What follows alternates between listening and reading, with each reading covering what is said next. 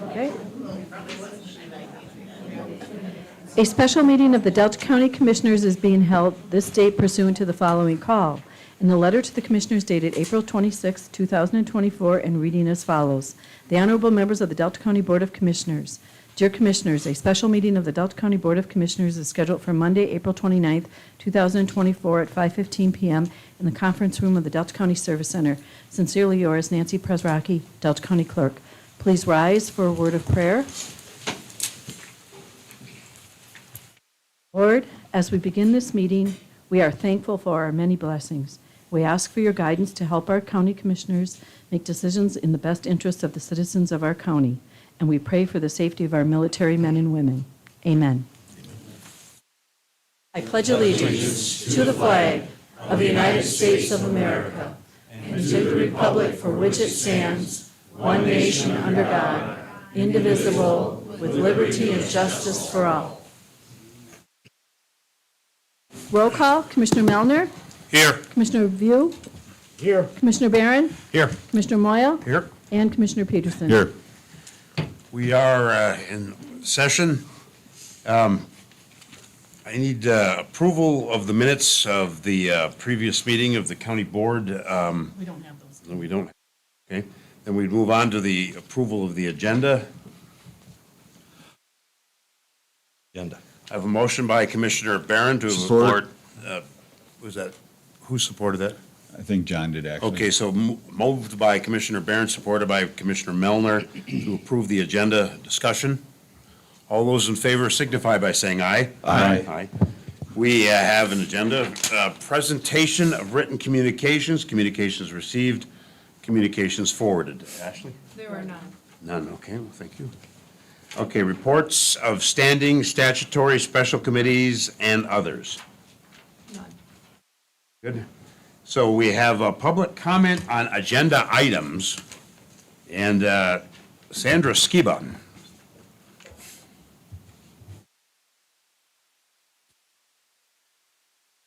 Welcome. Thank you. Sandra Skiba, Maple Ridge Township. And I plan to earn the honor and privilege of serving as Delta County Commissioner representing District 1. Good evening. And I'd like to thank the board for all of your hard work. I have been watching prior board meetings, following, reading, learning, studying, and praying. To lose the airport would have been a devastating loss for not only Escanaba, but for Delta County as a whole. Ma'am, sorry to interrupt you, but this is for agenda items? So if you're speaking to an agenda item, please let me know what the agenda item is. The agenda item that I would like to speak to has to do with accountability. Okay, could you cover that under a general public comment, please? At the end, Pardon me. that would come in at the public comment at the end of the Under general meeting. public comment. At the end, Yes, we'll let you know. and I'm very sorry. Not I only, it apologize. happens, it's all right. Thank you, though. All right, next up, we would have Ron Conley. Conroy, sorry. Ron. Oh, that's all right. I couldn't pronounce it long enough for my wife to understand it when she first met me. Ron Conroy from Wells Township. I had a prepared statement for the presentation that was going to be made tonight on DEI. So I'll have to change that because it hasn't been presented yet. So anyway, I've given you an article on DEI. It's from Hillsdale College, needing to know what the truth is actually about DEI. Okay? DEI stands for what? Equity, equality, diversity, equity, and inclusion, otherwise known as critical race theory. They had to change the name of it because we, the people, got smart to the fact that what they were trying to do with that program. It actually means destruction, exclusion, and indoctrination. That's what that article will help you to understand. It needs to be understood because DEI has no place in this council. It has no place in this country. It has no place in Escanaba. It has no place in our schools, no place in our government. It is a Marxist propaganda agenda. And we don't need that. We don't need communism in this country. This is a free country. It's the United States of America. And we have a constitution that we need to get back to. And we also need to get back to a Republican form of government in this county here. Thank you. Thank you, sir. Mr. Kaplan.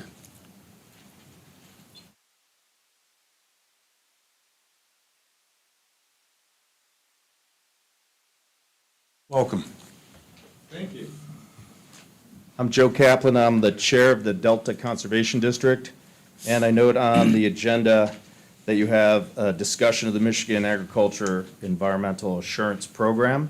It's been discussed at the last two meetings of your commission, and it's been discussed at the last two meetings of our board, monthly board meetings. And if there's still outstanding questions, I would recommend that we address it in one of three ways. One, Commissioner Barron, who is the liaison to the district, if he has questions he'd like to address one-on-one, I'd be happy to answer them. Two, you can come to one of our board meetings. We'd be more than happy to put anyone on the agenda to discuss this. Or three, that we do it here at the podium during unfinished business. It would be nice to address what the commissioners' concerns are about this so that we can put it to rest, so we don't have to keep repeating the concerns or allegations that were originally raised by Commissioner Barron. Thank you. Thank you, sir. Any other comment on agenda items, please? Once. Comment on agenda items twice. All right, commenting on agenda items is gone. We have committee reports. There are none, I assume.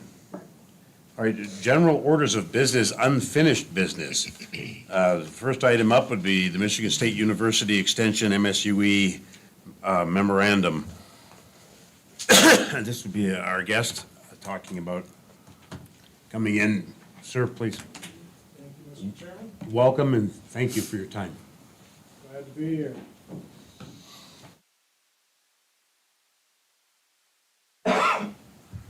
So I appreciate the opportunity to address the board in its entirety, but also to be able to provide some other information as long as I'm here with some updates.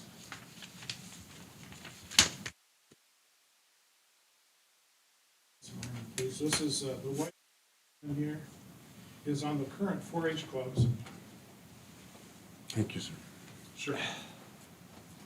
We have Dave Ratloff. Put your hand up, Dave.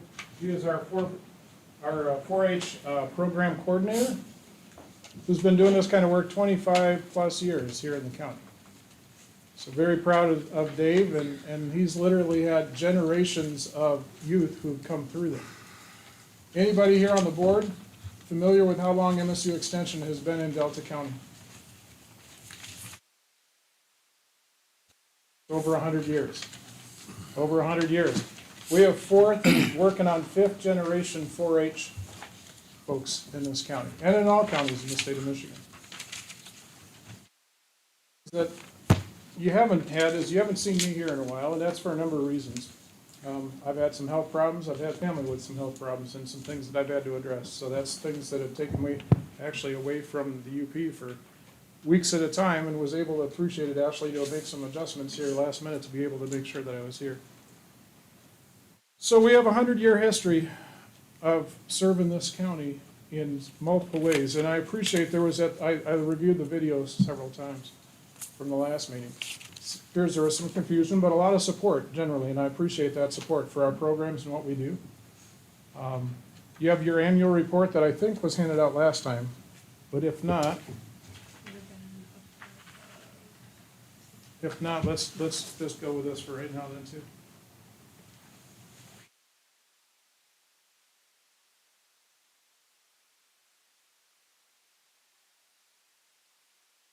Actually, if you could just pass that down, there's 3 different copies there. 3 different copies.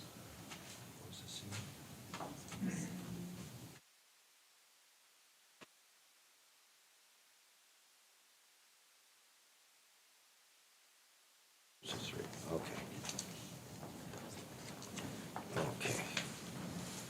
Dave, there's a set of group of 3 here. So.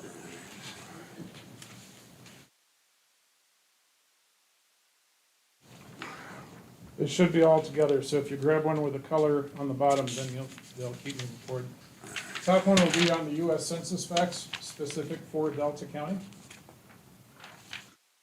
Yep, that's it, there's just 3.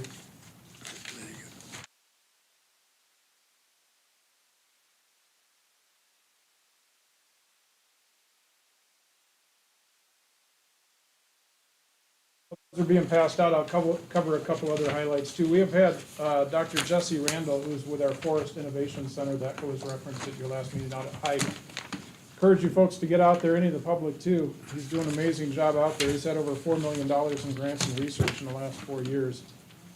Most recently, had 5th grade students out there, over 150 youth who were in the center on April 5th and had it open to the public. Hopefully some of you folks were out there. 450 people showed up on Saturday, April 6th and the 7th to be able to demonstrate and display what they have for the research that's going out there. We also have, as part of our footprint, we have Tyler Sisson, who is with MSU but works out at Bay College as a recruiter for the Institute of Ag Tech program. And then we have 2 educators here. We have Dave Radloff, who runs our 4-H program here, and we have Stephanie Ostrenga Sprague, who does our food safety but also helps supervise some program instructors who are our community nutrition staff. Not sure if I should wait for questions or just go into the whole process here, but I would like to address a couple of things straight on. There were some statements that were made that I'm offended at, truthfully, because they insinuated things without documentation, without facts or data, that we're slowly indoctrinating youth into DEI. The short answer is that we're not. We abide by the same federal rules, state guidelines as everybody else. Ask anybody in the audience or the board, are you familiar with this? And Justice for All statement? This is a federal requirement. I'm not sure how many places you have this posted, Ashley, but this is a federal requirement that if you receive federal funds, this is part of who you are. What does this say? Anybody have any idea? It talks about we are open to everyone. We provide access to everyone. We don't judge based on what skin color, what tone, what pair of pants they have on, what color their hair is. That's part of what we do in government. As a university employee and our folks, we're part of government. As part of the folks up here, you're volunteered to serve. You're part of government. We're here to help our communities. If people want to get down in the weeds about DEI, I would encourage you to take a look at this first, because we're mandated, the county employees are mandated, state, federal, local employees are mandated if they receive federal funds to be able to have training and understand what this means. You may have seen in the newspapers here a while back, they had 75-year history for Jackie Robinson, right? People remember Jackie? I'm getting age demographics here, sorry. Right? First African-American allowed to play baseball. Historic. Why wasn't he allowed to play baseball? That's the other part of it. When we talk about DEI, we're not indoctrinating youth. We don't have training for youth. I hold training twice a year for our staff that I help manage and coach in the Central Western UP field offices. We talk about equity and inclusion. Does everybody understand equity? We had some statements up here, and there are statements in the past. I think one of the biggest things we have with DEI or civil rights or any of this, people get hung up on terms. They don't understand. If I say the word blue right now to you, how many people understand the word blue? Do you understand blue? No. Good answer, why not? Haven't been involved with that type of politics. Could be politics. Or This young whatever. man has a shade of jeans on. This lady here has a different shade. Right? If I don't define what blue means, it could mean somebody is really upset or sad. Have nothing to do with politics or a pair of jeans. We have to be sure when we're talking about any term as simple as a color, what that means. So, in with the training that I hold, I do civil rights training as mandated by law twice a year. We talk about it incrementally with our staff. Thank you, sir. We are absolutely not indoctrinating or infiltrated by anybody. You two there. I'll pass these around if you can. This is what we mean about equity, and I apologize, I don't have anything better, but if we hold a program that is open to all, and I don't have accommodation statements, I'm violating federal law. If I don't have a program that's in an ADA compliant building, I'm violating federal law.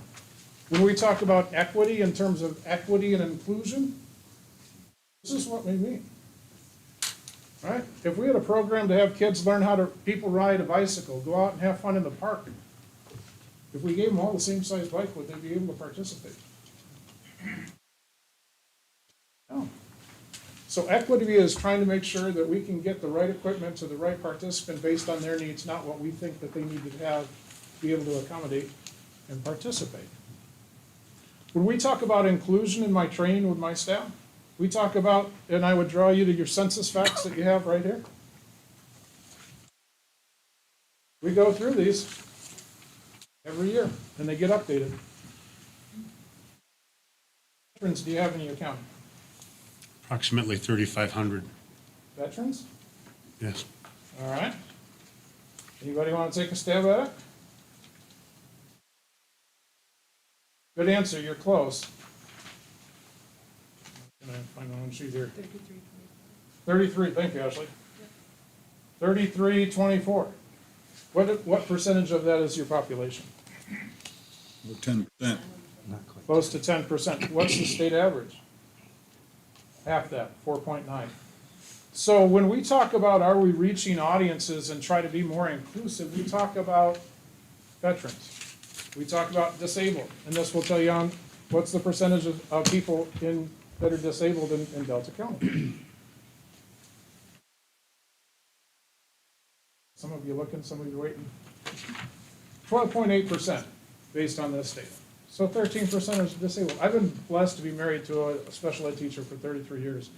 And she humbles me sometimes because we don't, in extension, do enough. We try, all of us try, to be more inclusive of people who have disabilities. She worked with severe and profound special ed kids in high school. It's a tough crowd. I couldn't do probably for even half a day. But what are we doing in our programs that Dave runs, anybody else runs in the program? What do we do to try to make sure that we're accessible? That we contact special ed teachers? That we make other people with disabilities aware that we have a program they might be interested in?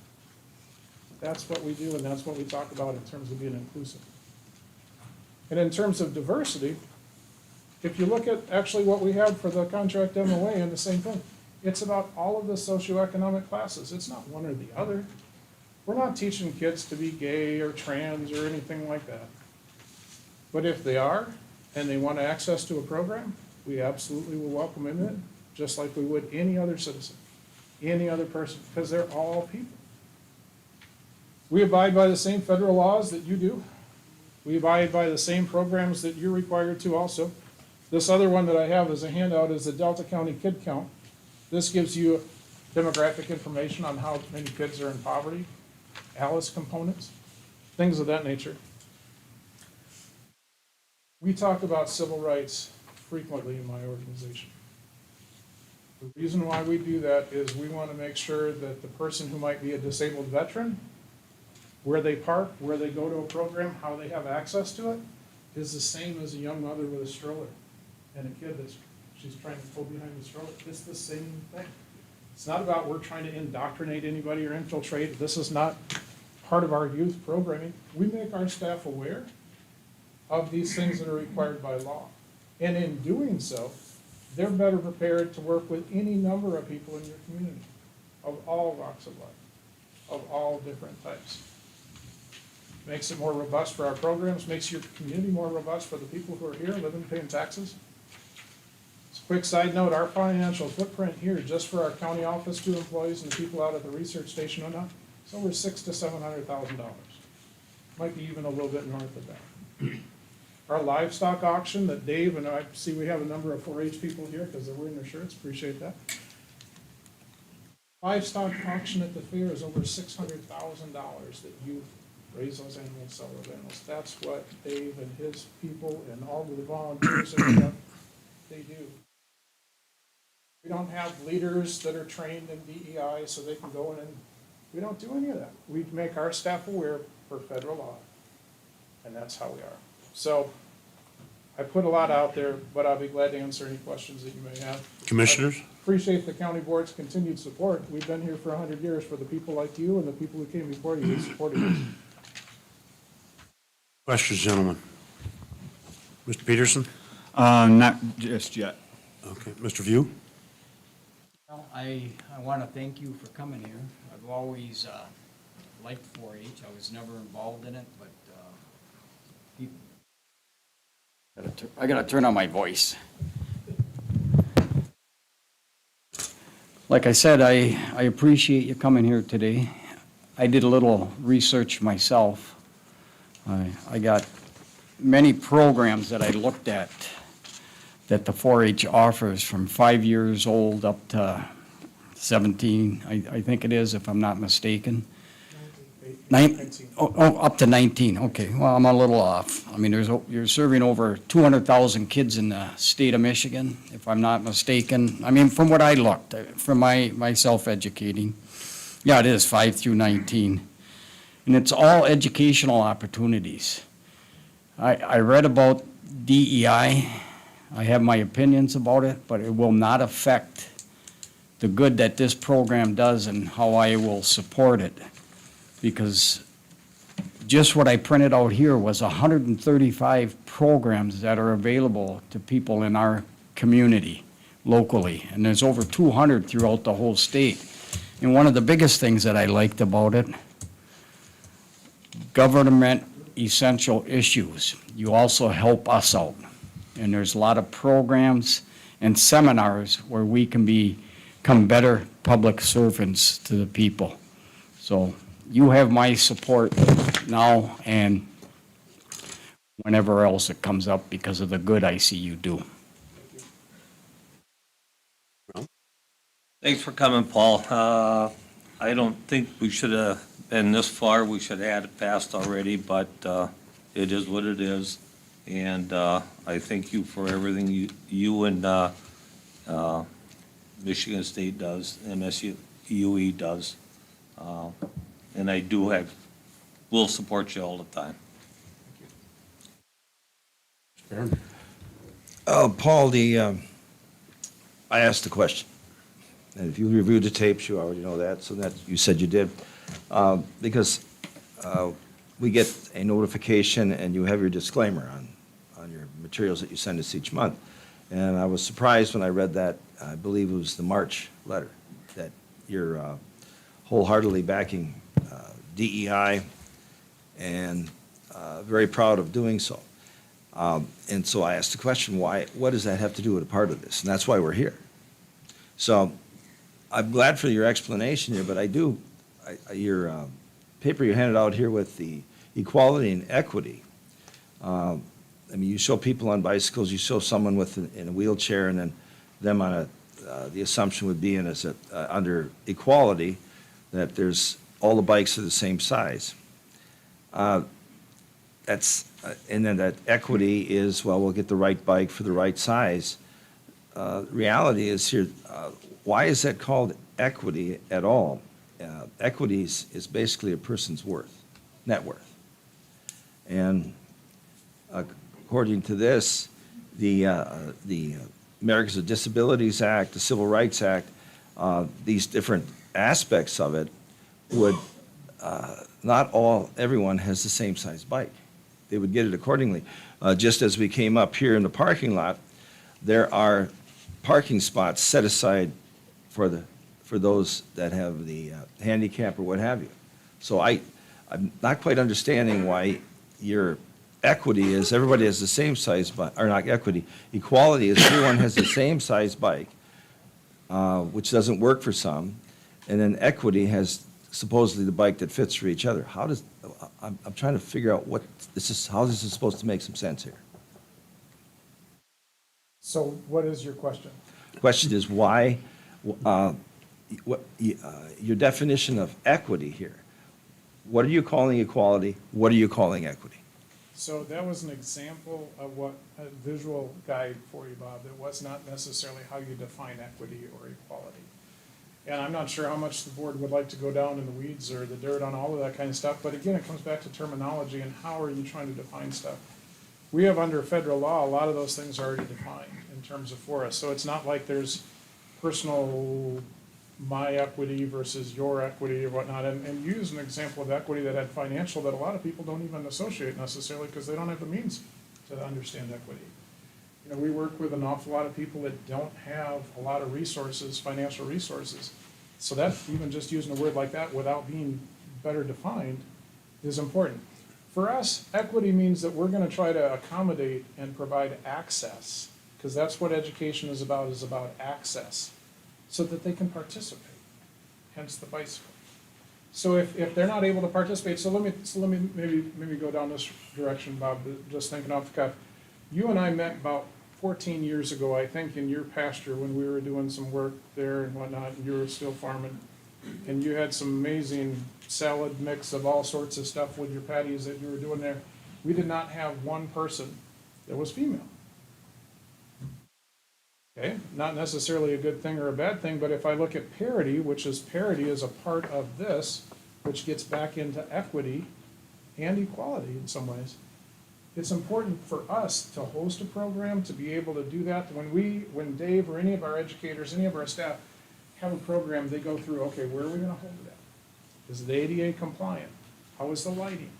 How is this? You know, we have all sorts of accommodations for people who may have vision problems, may have hearing problems, anything like that. If we don't provide that, then it's not equal for them to be able to, it's not equitable for them to be able to participate because they have some barriers for any number of reasons. Part of this says government is barrier-free. Our educational programs are barrier-free. And it's against the law and finable if you create additional barriers to access and things of that nature. So we're very, very much, that's what we talk about. That's what we teach to our staff in terms of equity, equality, inclusion. You know, if I take a look again at your numbers or any county numbers, we're very high in terms of veterans. When I saw a gentleman here, you've got a Marine, I think, jacket on. How are we doing more than when we just create a flyer, give it to the newspaper, the radio, if it's targeted or special for veterans, that they have access and know about that? Do we go through a BSO? Do we go through the Veterans Hospital? What are the other places that we do that? That's part of equity. It's part of inclusion. That's all part of it. So that's just a graphic example without having to get defined, because if I define something right here, right now, then whatever will be or will not be. So in terms of how people want to interpret that.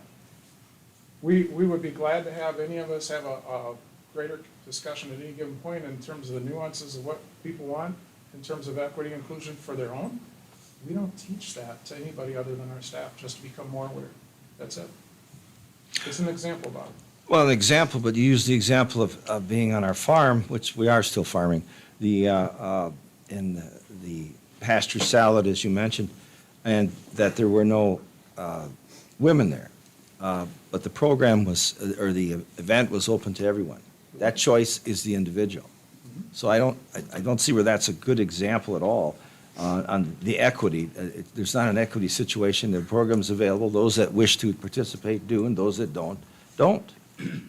If we had had somebody with a wheelchair, we would have absolutely made sure, if somebody signed up and said, I have this disability, we would absolutely made sure that they have access to be able to get in there. And we have resources we can acquire from campus to be able to do that. And that's one of the things as part of our process, is to make sure if we have somebody that has special needs, we're gonna do everything that we can to accommodate them on that. And that's understandable. and we've had many of what we call pasture walks, and we've had people who've had different disabilities, and we've provided for that.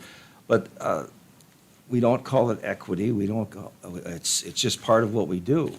And, you know, what you're using right here is diversity, equity, and inclusion. Reminds me of back in the 20s, there was, in the 1920s, we're on this century 20s, but in the 1920s, there was a theory that came out called eugenics. And it was started by basically, was one of the starters of it was a woman named Margaret Sanger. And it helped to design the program for the master race for Adolf Hitler in the 30s when they took over, and it continued. And that, and Margaret Sanger's program, her organization was called Eugenics, and they changed their name in 1940-41 because it was so similar. It was the same name that was being used in Nazi Germany at the time for the Holocaust and whatever else they were doing with their eugenics, and they changed the name to Planned Parenthood. I think you have a situation here where you're using a description, diversity, equity, inclusion, which is right a delivery system out of critical race theory that probably a wrong use of it. You use the acronym ADA, Americans with Disabilities Act, and yet you're using language here that would put you in a different category of this. In the sense that American with Disabilities Act, yes, accommodate, and you're calling it equity. Well, it's accommodating under the American Disabilities Act. It says the parking spaces out here accommodate those that are handicapped so they can have a closer proximity to get into a building. But the language you're using brings into question what you're doing right away. I think you need to go back and take a look at what you're using for your language and adjust it according to what you're actually doing. Because you're fulfilling the Americans with Disabilities Act and a lot of other things. And I think that's where the issue is. Because the critical race theory is way, way deeper than what you're bringing forward to us. But the fact that you're using that language puts you in that same boat. And I would be careful of that vote. I'd find a different boat to get into. Because the critical race theory has been used, equity as an example here, quoting from an article, is that in the name of equity, UCLA law professor and critical race theorist Cheryl Harris, this is from March of 2021, when this was written, has proposed suspending private property rights, seizing land and wealth, and redistributing them along racial lines. Critical race guru Ibram X. Kendi, who directs the Center for Anti-Racist Research at Boston University, has proposed the creation of a federal Department of Anti-Racism.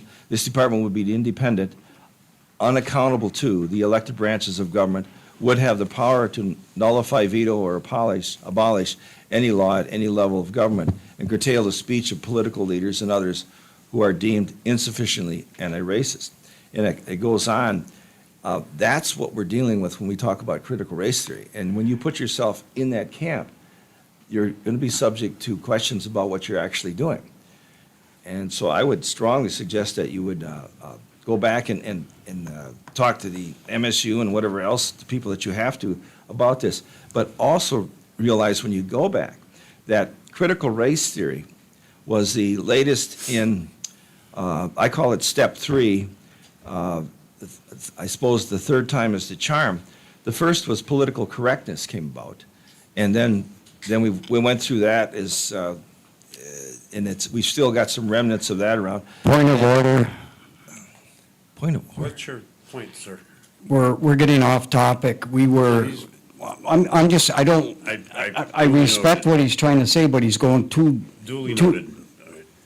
Well, I would like to get back on topic on, This is on topic. He's on topic, but you're your point is teaching duly us stuff that we. I'm teaching you, yes. Okay. I'm just saying, I'd like a point of order vote noted. that, Your point of order is noted, right? well, what does that mean? That means I'm noting your objection right now, and please continue. Okay. All right, he gets your point. Yes. No, this all comes together in this, is that we have, and we have affirmative action that took place, which was massive discrimination. And this critical race theory is basically affirmative action on steroids.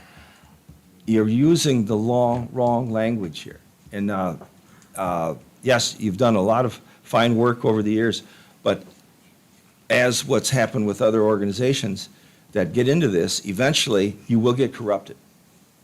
There's really no way around it. It's just the way the system works. It slowly corrupts. The Boy Scouts are a disaster now. And because of they've allowed things that shouldn't have taken place to be, quote, politically correct and what have you. So I really believe that my question was valid. Why is this in here? And you're not really doing equality, equity. You're fulfilling these federal statutes. DEI is not something that's federally mandated. The American Disabilities Act is. So anyway, that's what I have to say. Thank you. Mr. Peterson. I promise I will keep this short. First off, I'm going to just say right out that I have no interest in punishing our children that are in the 4-H program. I think that's a wonderful program, and I never got into it, but I was a Boy Scout. I kind of look at them same line. What I see, what I have a problem with, and this is why I'm really glad that we had you come and talk, because this is what we wanted to do, is get it out in the open. I kind of along the lines with Mr. Barron here. I see the second picture as equality of opportunity. We aren't putting up any barriers to stop anybody. We're giving them equal chance to get involved. What I see is inequity is equity of outcome, where whether you do the work or you don't do the work, you still get the same thing. So that's where I was at with this, and whether I'm wrong or not is, I guess, is neither here nor there. I am going to support the children, but like I said, I look at it as equity as equity and outcome. Whether everybody has $5, whether you worked hard or you don't. Equality and an opportunity to me is the second picture, where everybody has the opportunity to participate and gets the equipment that they need or whatever. So that's where my thinking is on this. I guess I'm kind of with Mr. Barron, is I think that there's some, in what you're explaining, there's some verbiage situation. So, but this is, what we're doing right now is one of the things I was really looking forward to, getting it out in the open, talk about, let the community know about it, and educate us a little bit. So I will leave it at that. I really appreciate the 4-H program, and I'm on the fair board, and I work with those people there. So I know what those kids just love coming in and doing the cattle stuff and that kind of thing, and the other things that 4-H involves. Thank you. Mr. Putnam, I'd like to thank you for coming in. I understand you've got some issues with health in your family, and I'm terribly sorry for that. I start off, I've always been and always will be a fan of 4-H.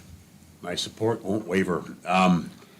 Not everything the federal government puts out I agree with, and that's the reason why I wanted to come in and talk with you. And you answered my question when you said that this is something that your staff is taught twice a year.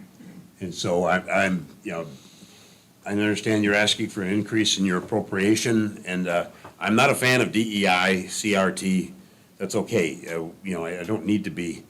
I don't like those two programs, but I do like your program, and I'm prepared to support your program simply because of the fact that you answered in your opening statements, or as you were presenting information.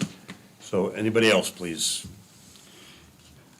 I don't want to be taken wrong, but I'm not very versed in DEI, but I do know that I believe in merit and achievement according to the ability of everyone. And I think what you've talked about, that wasn't brought up as one of the things that I was reading online. I don't know if you can believe everything you read online, but there's hundreds and hundreds of pages of stuff on the internet, and most of the stuff that I was looking at was from the 60s, the civil rights movement, how all of this stuff has come forward today.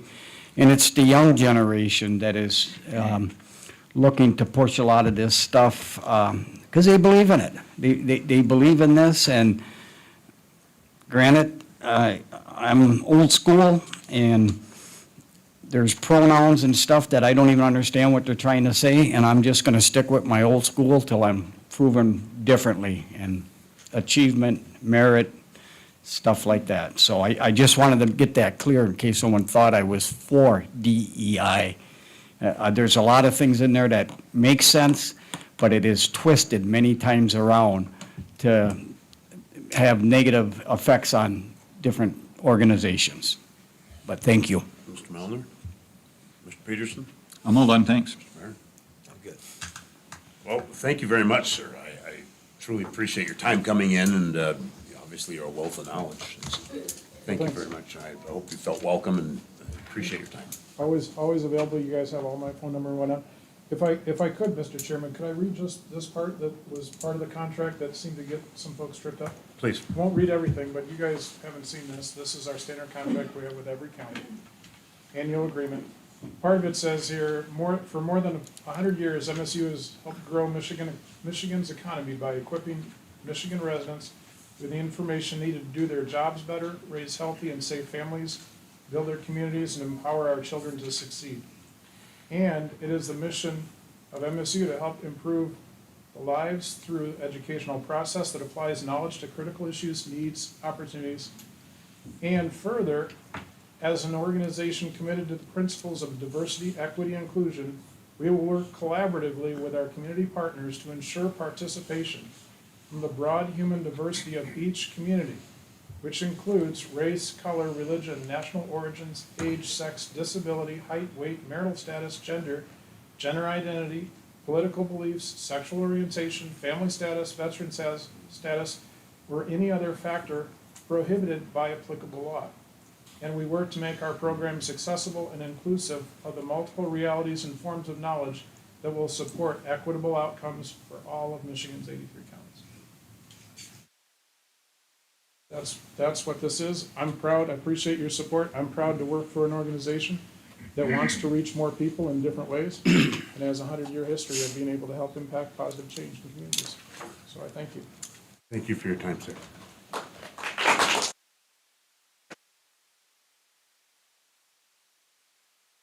Gentlemen, additional discussion or I would move that we enter into the agreement for the extension services as presented in our packet. we have a motion by Commissioner View, supported by Commissioner Melner. Additional discussion. What was that increase again, Ashley? 4%. 4%? Okay, what's the total amount that would be? Is it 51,000?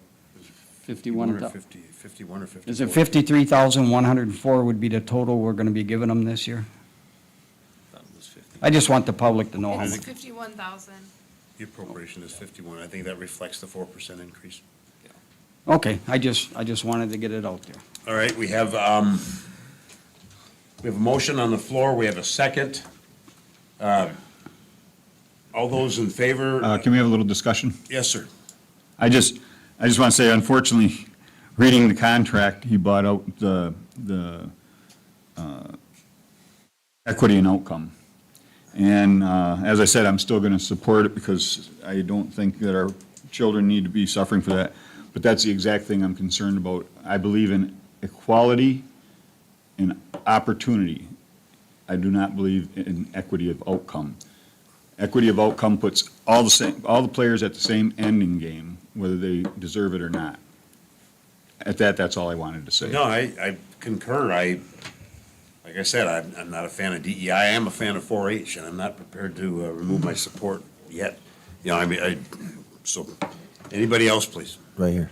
Please. Yeah, I have a similar thought that Commissioner Peterson does, and I found that if they co-opt the language, they co-opt the issue. And the more they put that out there, the more it becomes acceptable when it's not really truly what's taking place. And it's the whole aspect of critical race theory originates from the universities, then gets pushed into the government, then it gets jammed down our throats. So unless the language changes, I really can't support this.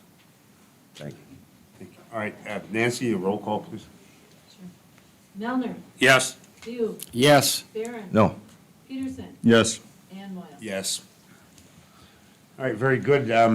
Item number 2 under unfinished business is meet.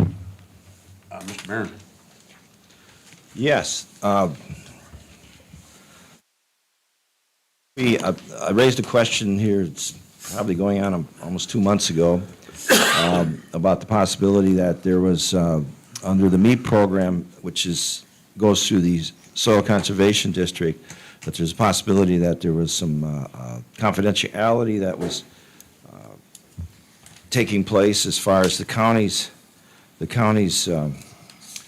MEAP contract, and also that the possible discriminating of the county for having a MEAP contract, that the tech would have to have clearance from the chair or the manager of Soil Conservation District in order to work on the county MEAP plan. And that question hasn't been answered yet as far as whether there's a discriminatory aspect is taking place. But recently, we had a FOIA that came up looking for those materials, and it's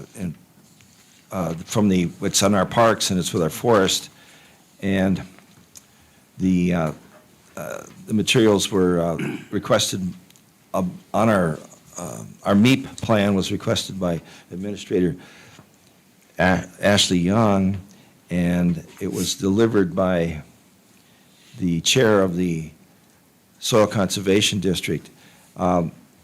Generally, when you want to work in your MEAP plan, it's with your tech, and because it's between the landowner and the tech. And so I think that we've got possible grounds here to file a complaint with MDARD that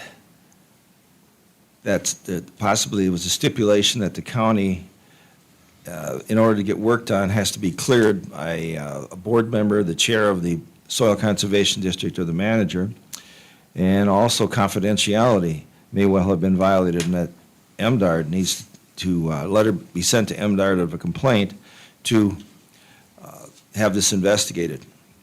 Because part of what we had when the FOIA was brought over and the materials were brought to Administrator Young, that my understanding is that we couldn't do the project we want to do at Fuller Park because of our MEAP plan.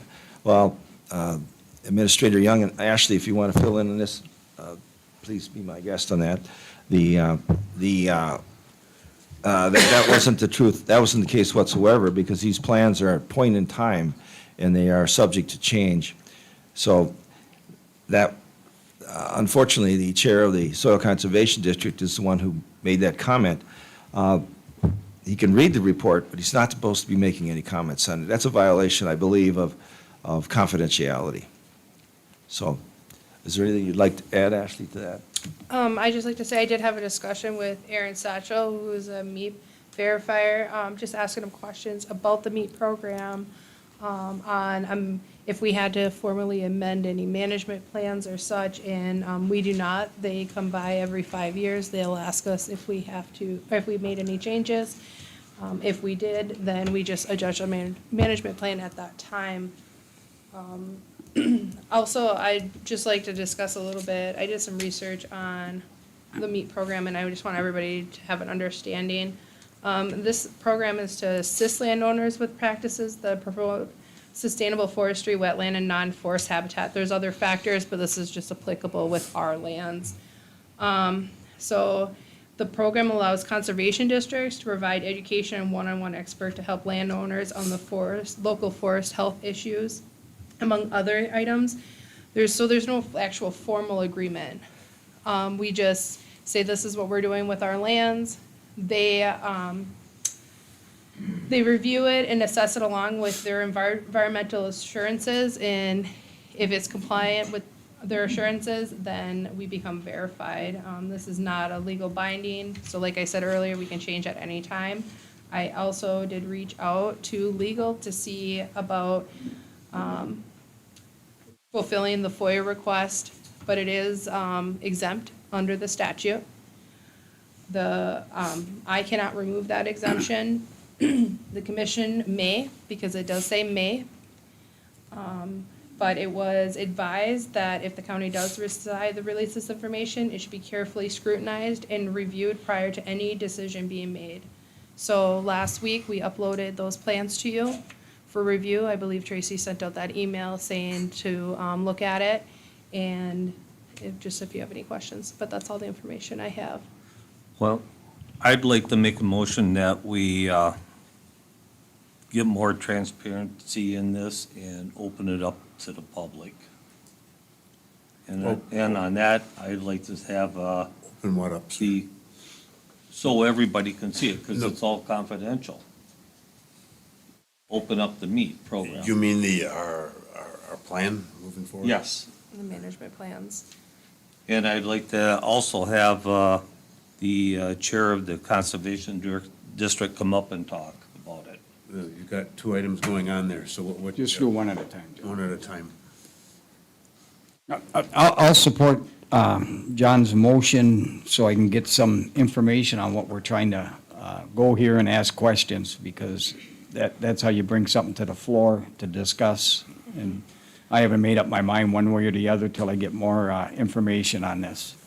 And that's where, Yep, that's why I'm supporting Yeah. it.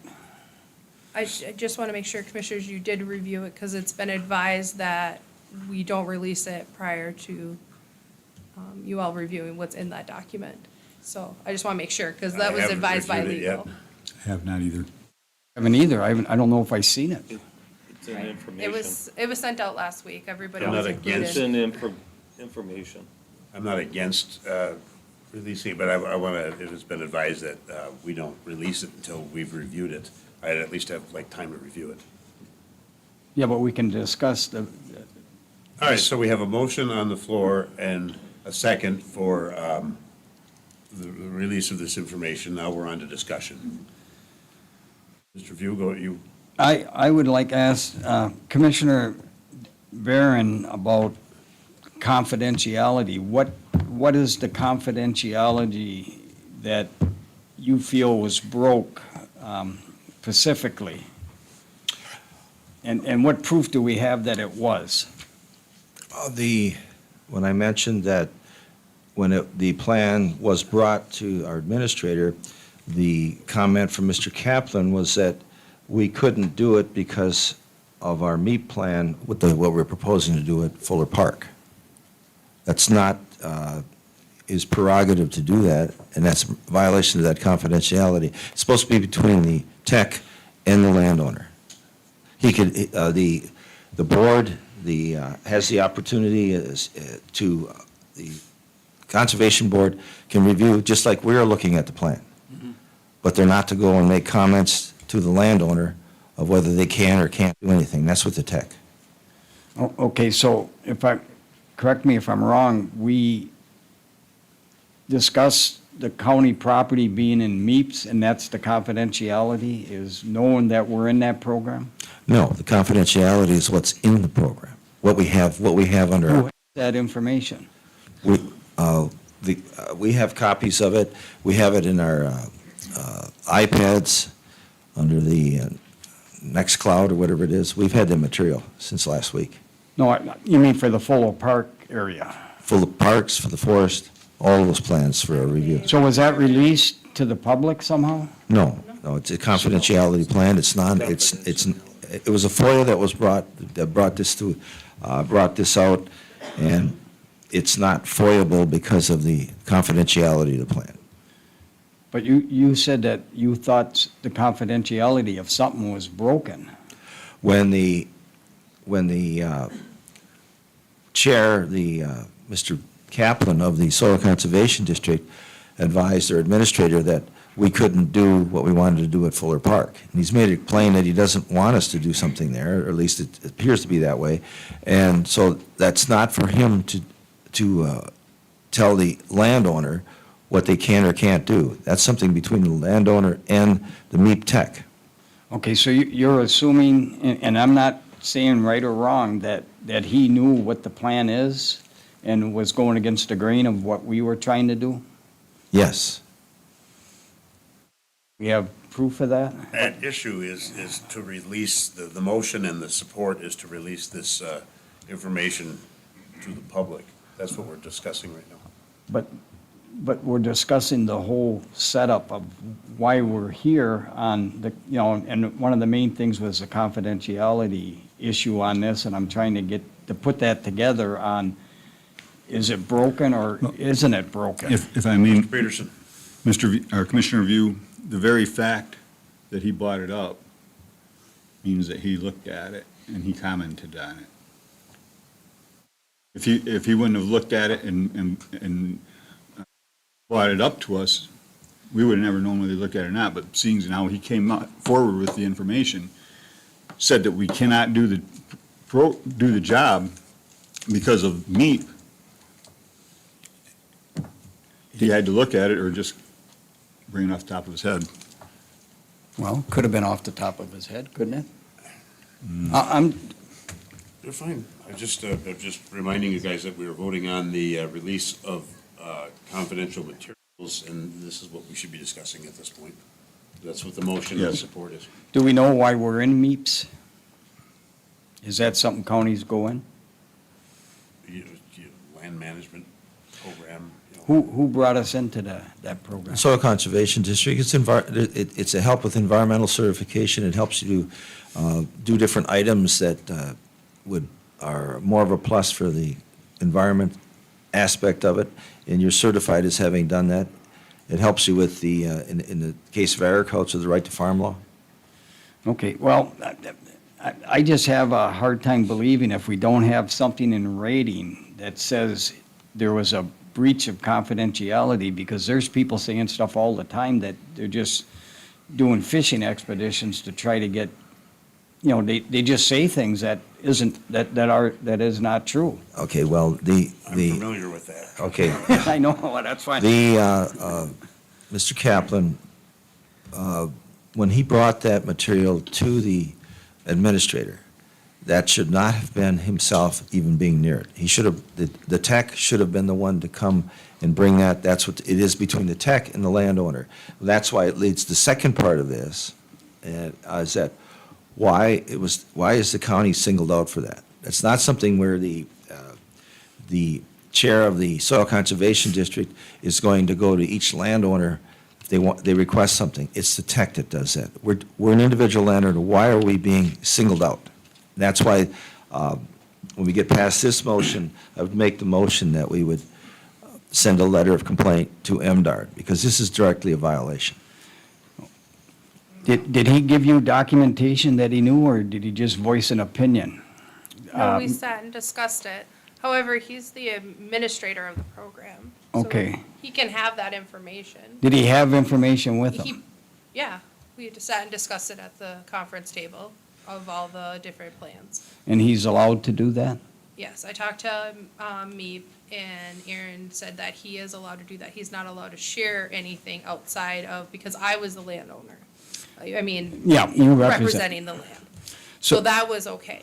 So there was nothing in confidentiality broke according Not to that I your, was aware of when Even I now. spoke with Meep. Even Right, now, Even when there I is- spoke with Meep, I told the whole situation. So what he If they did- want to go forward with anything, that's fine. so what he did was within his rights in that believe so. position, I correct? believe so. Okay. Because he is the administrator Okay, of the program, or he represents. so what do we, okay, I mean, that's fine, that answers my question on how I'll vote. Well, this is to release information. That's what your motion was. Yep, Okay, Mr. How- Melner's motion. I second it, but I was, However, I think Commissioner Barron's part was that we were not allowed to, I guess, go to the technician. I don't know if there's any credibility behind that, but that's the part I could not address. okay, but you did address that Yes. what happened between you and the Conservation District's chair was legal and able to be done.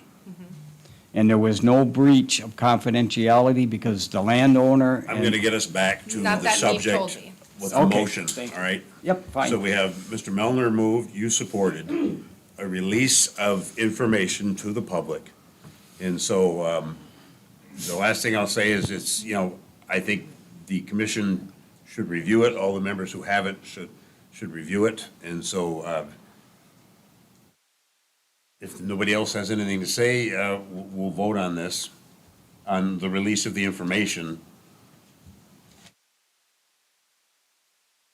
Anybody, any questions? All right, very good. Nancy, can we have a roll call? This would be the motion was to release information to the public. Is that correct, sir? I don't want to put words in your mouth, all right? Elner. Yes. View. No. Barron. No. Peterson. No. And Moyle. No. Now, once we review it, I'm sure the vote might be different. Right. Okay. And, Mr. Chair? Yes, sir. I'd like to make that motion to send a letter of complaint to the MDARD about the confidentiality and also about the potential discriminatory towards Delta County as a landowner. That'd be reviewed. I'll support. All right, so let me hear the motion one more time, please. Okay, I would like to have a letter of complaint sent to the MDARD, the Michigan Department of Agriculture and Rural Development, that we speak in acronyms all the time, but just for the audience's information, of a complaint that there was a possibility of confidentiality violation of our MEP contract and also the potential discriminating against the Delta County as a landowner. Okay, I have a motion by Commissioner Barron, supported by Commissioner Peterson. Nancy, did you get that? Yes. All right, very good. Now we're at a point of discussion for this, gentlemen. I guess I would say, I hear all the time, if you've done nothing wrong, you don't have anything to worry about. So if we send in the complaint, they investigate it. If they've done nothing wrong, they don't have anything to worry about. Well, I have a concern about, not that Joel went to talk to Ashley, but program itself is, I think, a laid-back program. We need to proceed with Fuller Park. And checking with them, we found out that as a part of their 5-year plan, we can amend it then, right? We don't need to amend it first to do what we got to do at Fuller Park. And so we're in order with everything else as far as our permitting. And I'm concerned about the fact that we don't need to make amendments to something that we don't need to amend. This activity at Fuller Park will be good for the park. And it'll show the public that we're moving in the right direction. Anybody else, please? Mr. Chair, something I learned in our class last week is someone that makes the motion should speak first and give his evidence and his documentation on why we have the motion. And I would like Commissioner Barron to. I'm sure he will. Well, no, I would like him to, they're supposed to talk first and give their stance on what he is moving to have done, because I'm kind of confused here. Is this relating to the talk on the program between the Conservation District and our administrator, or is this another issue that I'm not aware of or need more information on? Can you answer that, Commissioner? Thank you. Definitely, I think in the previous motion, I explained it a couple of times. The reality is that the confidentiality, I believe, potentially was violated when it was brought to the Administrator Young, and especially when the comment was made, it was brought by Mr. Kaplan, the Chair of the Soil Conservation District, especially when the comment was saying that we couldn't do the Fuller Park project. That's not something that they can do that, from that aspect. And then why was not the tech the one that was bringing the plan to us, Ashley, and going through this? It clearly showed that, yes, Mr. Kaplan, who can review the plan, is fine, but why wasn't the tech involved? Because that's the norm with everyone else that's a landowner. So we need to make sure that there was no attempt to discriminate against the county as a landowner, and that there was no confidentiality violated. So the complaint has to go to MDARD. Going to the Soil Conservation District is not going to accomplish what we need to do. There has to be an outside source investigating, and they report to MDARD, and that's where it needs to go. Does that help you, sir? Not really. Well, I mean, because the conversation was within the realm of the process of being able to talk between the two people, is what I thought. Am I missing something? There was no break of confidentiality. I mean, you said there's probably, but I don't want to just rate a complaint if we don't have the actual facts. And is the statement that Ashley made to us, is that relevant in this, where she said that this could happen this way? It could happen this way to a degree, but not the aspect of putting forth that we can't do something, when clearly we could do it. And so Mr. Kaplan, in doing that, was completely out of bounds. So the amendment, I think, is what Mr. Barron's speaking about. What To am I- have that we can't move forward without having the program amended. He wants the whole commission to file a complaint about this process of Ashley and Joe Kaplan talking about it? Is that? I think it's the information, again, stop me if I'm wrong, but I think what Mr. Barron's trying to say is that the chair of the Soil Conservation District went to our administrator and said, you can't do this unless you amend this. Okay, and so she checked with DEEP, and they said, no, you can do this, we'll just take care of the amendment in your 5-year checkup. And he had the right to discuss that with the county representative, is what I'm getting. And the only thing that I'm not getting right now is the field tech. Where does that come in on this? You think the field tech should have been the one that went it's the there? tech you work with when you are a part of this program. It's not the board. It's the governing board. It's tech. That confidentiality is between the tech and the landowner. Well, I would request that, I would like Mr. Joe Kaplan to come up here and explain the difference between what he said and what a tech would have said differently if they were going to Ashley on this. Please, Mr. Kaplan, can you come to the podium? And Hold on. I'm asking him, I have the same. understand, but that's a board decision. No, it's not. Steve, don't be out Any of one order, of us please. can pull somebody. No, I believe. I have a right to get my answers Yes, so that I sir. can make a I good understand. decision. Okay. All right. Let's not argue about this. Let's No, completely move on. I'm not against what you're saying, Stephen, but I just think we start asking, you don't have a problem with this, you're fine. Well, I think it needs to be done, if this is going to be done, it needs to be a decision of the board, not individual board Oh, I members. Because we could understand call that. people out of the audience like this. It's You're not usurping the one who runs the meeting is the chair. The chair's being. That's all he does is run the meeting. We still have That's right, equal and this is power part of the to meeting. question and have our questions answered by the Sir, expert in the field. You're not even giving me a chance to establish. go this ahead. is- Go ahead. You're out of order, all right? Give me a roll sorry. call if you want Mr. Kaplan to come up, please. So roll call On- Joe on- Kaplan speaking. Okay. Yes. Melner, Yes. View, Yes. Barron, No. Peterson, Yes. and Moyle. Yes. You're up. Thank you. All right, now, Mr. View, since we've got that little. Well, he heard what I said. He'll explain your role of confidentiality break that wasn't, and what a field tech would have did differently, if anything. on, I'm trying to figure out why we're filing a complaint if it wasn't against something that was proper for both you and our administrator to do. That makes two of us. So I can assure you, there was no breach of confidentiality that would go against the MEP mandate or anything that the conservation does on behalf of private landowners. There was also no discrimination against you as a county as landowners. And I wasn't telling you what you, well, I really shouldn't talk about what our conversation was because that would be Nope. confidential. Right.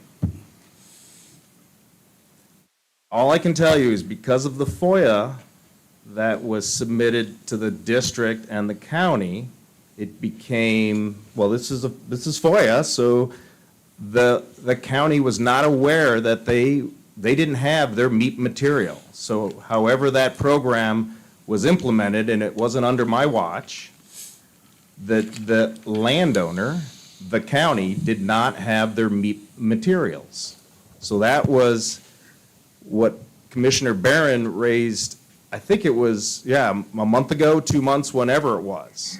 So I took the liberty of taking those files and delivering them to Ms. Young, because there was no reason for our MEP technician to get involved in that. Every landowner has a right to have their MEP documents in hand. And as Ashley pointed out, it's not an agreement, it's a program. It's a program to provide you with assistance. And this entire thing came to a head because of a proposed plan in O.B. Fuller Park that I FOIA'd, a map that I received through FOIA as an individual that indicated that there was something that our office was involved with producing. And I had an internal conversation with our staff about why are we producing these types of materials. And it was a picnic, the picnic pavilion parking lot. The only reason I'm disclosing that is because I got it through FOIA, but it came out of our office. So that's already been disclosed. I had an internal conversation with our staff about what happens if we do something that's inconsistent with the, not agreements, but with the management plans. And somehow that made it from my lips to Commissioner Barron's ears. And he interpreted that as a breach of confidentiality. It wasn't my breach of confidentiality, it was his. If you don't want to talk about the program, you don't have to. But you're unique because you're a public body. So at that point, I hadn't even looked in the files to see what the agreements were. I wasn't even aware that the county had management plans that were secret. So I'm sorry, Commissioner Barron, there's no breach of confidentiality. And certainly bringing it to your administrator and having a conversation, I would never disclose that he even had a conversation. That's on you. So take a look at yourself. Do you have a question for you, sir? Yeah. Are you opposed to that? I mean, did you advise our administrator that we had to amend or that we could not do the activity at O.B. Fuller Park? That's my only concern. Well, your concern is then I would disclose what our conversation was, and if I'm going to, I know you're not trying to trap me here. If No, I'm you- asking a question, so. Well, yeah, but I can't answer that question without going into the details of what you're proposing to do and what's in your MEP file. But I would encourage you to review the area that you're proposing to do work and compare it to what the verified plan is for your project at O.B. Fuller Park. So it's, you know, I'm learning this as well because this is not my forte, but certainly our MEP technician doesn't want to come in front of this podium and address you. She don't want that. That's my job. I'm the elected official. I'm the one who was appointed by the rest of the board members to represent the Conservation District, a local unit of state government. But we're autonomous under the executive branch. So when you want to ask questions about this program, the buck ultimately stops with me. So it's not normal for a tech to go in front of a board of commissions, but I will also say, it's not, you typically don't have public lands enrolled in a program through MDARD that is exempt from disclosure under secrecy laws. That really applies to us. MEEP is to assist farmers. And there's two things, and Commissioner Barron pointed this out. There's two benefits for working with MDARD on this. One is if you have practices that are not up to environmental standards and you have verification, you go through that verification process, if someone sues you, the state covers you. They give you that protection if you're enrolled in that program, if you're participating in verifying your farm, keeping cattle out of the creek, so to speak. And the other part of that is you get a sign to brag to all your neighbors, hey, look, I'm implementing protections on forests, wetlands, and open space to protect the environment. Now, as a county, I think you would want to brag about that, but you just voted not to. And I understand you might feel differently once you actually see what's in those files. But I never even had an inkling to look in those files until it was raised as an issue that I did something wrong. But I haven't done anything wrong, and, I mean, you can ask MDARD all you want. They're not going to get involved with this. They're not interested. I have a I mean, question. we're a local unit of government. We're duly elected by the citizens of our district. And those citizens spoke twice last year. Go ahead, sir. Thank you. Mr. Kaplan, did you in any way direct the MEEP Tech that if they were to work on county property, that they would have to have clearance from yourself or the manager at Soil Conservation District? You mean in that internal conversation? I don't remember giving a directive like that. And certainly what I would say to our MEEP Tech, and I haven't had that conversation because our staff is not happy with this type of drama from a local unit of government. And something that you have to appreciate is our staff works under confidentiality to protect private property owners. Our board is elected. We work under the rules of government, which is transparency and accountability. So we have a staff that do things confidentially, and we have an elected board that doesn't. And both of those are directed mandates. So our staff doesn't like these, they don't like when this stuff gets out into the public. But, that's neither here nor there. So as far as my questioning of the tech, I ended it once she said, I have concerns about confidentiality, and I had no idea what she was talking about. And that's where we left it. But since checking with MDARD and talking not only with MDARD, but the director of MEEP at the statewide level, yeah, I looked to see what this was all about. And I made the decision, because of that FOIA, to put it in the hands of the landowners, which right now is represented by all of you. That's what you should be looking at, is how we got to this point without the county even knowing that they were enrolled in MEEP. That's the question that I think you should be asking. Well, that is the question I asked. I know it's not. And you seem to have remembered quite a few details, and except that one of whether you directed or not. At that time, I wanted to know why this map, I had to wait 21 days to get a map that my office produced through FOIA. 21 days I had to wait for that. And when I found out that it was produced out of our office, I questioned it. You bet I did. But I didn't give a directive like, you have to pass it through me, but I want to be aware of what's going on, and I want our new manager to be aware of what's going on, so that we can make sure that our staff are doing things in accordance to law and what proper procedures are. And a veil of secrecy from your elected officials doesn't work for me, and it doesn't work for our board. But this isn't on the tech. The tech hasn't done anything wrong. It's somehow that information from an internal conversation went from an internal conversation to you. And I would ask you, how did that conversation I had with a tech get back to you? Because that should have never have left our office. That goes against our personnel policy.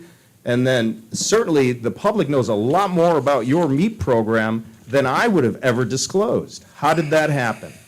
That's a question I would have for you, because I think that's the root cause of the conflict that we're having right now. Well, you're diverting things. I'm not The diverting, I'm question- just asking The questions. question has been asked. Okay. And you have said that it's one thing that you have a vague memory about. Well, it's not a vague memory, because here's the other thing, is once it's verified by the state, it's an agreement with the state of Michigan. Our tech's not involved. Our tech should not be designing maps for your development, especially if it's inconsistent with the agreements. Now, you said the tech developing maps. Now, was the tech, were these maps that you FOIA'd, it would assume that they already existed. So was the tech developing the maps, or were they already in existence? There's two different things you're talking about. I have no idea. I haven't gotten down in the weeds with it. Because as soon as I had that conversation, you're making allegations against me for breach of confidentiality and discrimination. We're not discriminating against you. You now, I mean, the discrimination is you had no idea what your MEP projects were. The public doesn't know, you didn't know, your administrator didn't know. That's the root problem. Now that you have it, you can make some decisions. You've said in your conversation here that you waited 21 days to get that map. Did that map exist before you FOIA'd it, or was it created? You're saying the tech is creating maps. Is the tech creating This maps? was February 3rd. Steve Wary came to this podium during a commission meeting, he handed out a map. I'm talking about the FOIA. My FOIA was to the county. That's right, and you said you waited 21 days for a map, and then you said the tech shouldn't be creating maps. Was the map in existence when you FOIA'd, or did it have to be created from your office? You said that over and over. No. It was already in existence. It had Well, been then, handed out the by tech Steve is Ware. not creating the maps. They were in existence. So your No, statement the- about the tech shouldn't be No, no. creating maps. You're misconstruing it. The map was made for, I don't know who, I don't know who it was made for. It was either made for Steve Ware, it was either made for Steve Wary, or Rory Mattson, or Bob Peterson. I have no idea. But the Well- map went to the county. Okay, fine, but the map existed. It wasn't created. It was already in existence. No, it was created. It was modified, because I'd seen that map 2 years ago. When I was on the advisory committee for OB Fuller Park. That picnic map was floating around. I had no idea that was part of a MEEP program. And who made the decision to disclose that? It would have been the former director, Rory Mattson. The only reason, and actually Rory talked about all the parklands and county forest being enrolled in MEEP and said that was unique. He should never have disclosed that to the public. So that map was created 2 years ago, and then it was modified, and it was passed out by Steve Ware on February 3rd. And I asked for it, and I asked for it under FOIA, and, I mean, at first it wasn't an official FOIA, and Ashley's busy with other important things, I'm sure, than this. But eventually I FOIA'd for it, and once I saw it, I was just like, well, this looks like the same map as 2 years ago, except the parking lot's moved. And I wouldn't even be talking about that map had I not gotten it through FOIA, because that would be actually confidential. But once something's out of the bag, you can't make it confidential again, and I didn't let it out of the bag. Well, then the question still isn't answered. So What's the question that you're answering? Did I direct the tech to do something? did you direct the tech, you or your manager directed the tech was not to work on the county MEEP unless it was cleared by you or the manager? But that's an irrelevant question, because your work's already done. There's nothing left to do. But I am definitely going to say to my tech, you can't be working on projects at the whim of your former director. Rory Mattson has a right to come into the office and say, can you make me this map? If that's what happened, I have no idea. So then you did direct it. No. The work on your project is done. It was re-verified. Your project's verified. Once it's verified, it's between you and the state. Every 5 years, these projects come up for re-verification. So why would any tech be working on this? I don't know the answer to your question. It's irrelevant. It's an irrelevant question. Mr. Peterson. Okay. I guess one problem that I have right now is you say you don't know who asked for the map or who requested it, but you name 3 names. You don't know if it's Rory, you don't know if it's me, you don't know if it's Steve Weary, but you don't know who did it. But you are implicating us when we may not have had anything to do with it. Did you have anything to do with it? that's nothing. I that's think you not what mentioned say. that you did have something to do with it. I had something to do with the picnic area, working on the picnic area. Okay, I did you not ask for okay. a map. Did you ask for the map? No, I did not. Okay. then So stop accusing me I'm not and accusing Roy you of Matson. anything. Yes, you did. It's either Rory or Steve. It can't be anybody else. You don't know that. Who else would it be? The tech? If the tech did that, then we got a bigger problem than me and you and our disagreements. I think it's time to call the question. I do too. Very good. Did we clarify this, or do we still have a Kaplan, I- breach of confidentiality and discrimination? I appreciate your time. I appreciate you letting me speak. Thank you, Joe. All right. Gentlemen, before the question is called, anybody, one last, I'm not going to be accused of not letting people talk. Read it, just read it. Read what we're calling. You want you want the motion? Oh, no, we're going to do the question first, right? No, Then the we don't motion. have to call the question if nobody's, I think we can just go right No, into it. yeah, go right to the motion, I don't care. I withdraw then. Very good. Can you please read the motion? Moved by Commissioner Barron. Moved by Commissioner Barron and seconded by Commissioner Peterson to send a letter of complaint to MDARD regarding confidentiality and a possible breach of confidentiality and discrimination with the MEP contract as the landowner. I'm not sure how that fits in there. All right, roll call, please. Melner, No. View, No. Barron, Yes. Peterson, Yes. and Moyle. Yes. I would like to follow that up with another motion, if I may. I would like to make a motion that we investigate the pluses and minuses of pulling the county out of the MEAP program. Okay, so your motion would be to investigate the tangibility or the benefits and, Benefits and the costs of pulling out of the MEAP program. okay. Support. So we have a motion by Commissioner Peterson, supported by Commissioner Barron. Additional discussion. What do you mean by investigation? I mean that we look into what damage could be caused if we do pull out, and Pros and the cons of the the program. pros and the cons, okay? If we pull out, this happens. If we don't pull out, Mr. Chair? Yes, sir. I meant, who's going to investigate it? Well, I think we would order administration to get some information if to yes. start. Investigation is probably the wrong word. Okay, I mean, I'm worried about all these investigations. Yeah, no, it's not a legal investigation, or it's just, Okay. it's just, what's the consequences if Can we we, pull out? will you amend your motion to say that we would direct administration to find information out regarding the pros and the cons of the involvement in the program? That's fine. And I'll support that. Please excuse me. I would like to see the committee get involved in it instead of our administrator Ashley, because she's pretty busy, and these tangents on the side takes away from more important things, and we are going to have a Park and Rec Board starting very quickly, I would think, and that could be something they could address right away. I really do. I think, if I may, I think that the Parks and Rec Board is to look into how we improve the parks, how we work with the parks. It's not into whether we're involved in a program or not. That's my personal thoughts. Okay. well, Mr. Milner? Who are we gonna get to investigate? Just, That's the wrong word. or to look into? Commissioner Peterson, are you looking at just getting out of the MEAP program, period? I'm looking at what consequences there are, if there are any consequences, any negative consequences for us to get out of the MEAP program.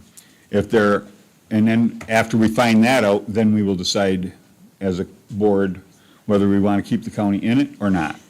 So the pros of staying in it, the cons of leaving it. Is all our property in this program? Yes. So what's wrong with the Park and Rec Board being part of that outlook and seeing how it fits into play. I mean, am I thinking wrong, Commissioner Barron and Commissioner Peterson? Because they could check into everything. I'm just throwing it out there. I mean, I will leave that up to other members of the board. I'm not particular as long as we get the right information. Commissioner Barron, your thoughts on that for me, to try to support something like this and having our Park and Rec Board look at this? I'm in agreement with Commissioner Peterson. The Park and Okay. Rec Board has a different function. And that we're the landowner. This is a landowner function. Ashley, is this something that you have time for?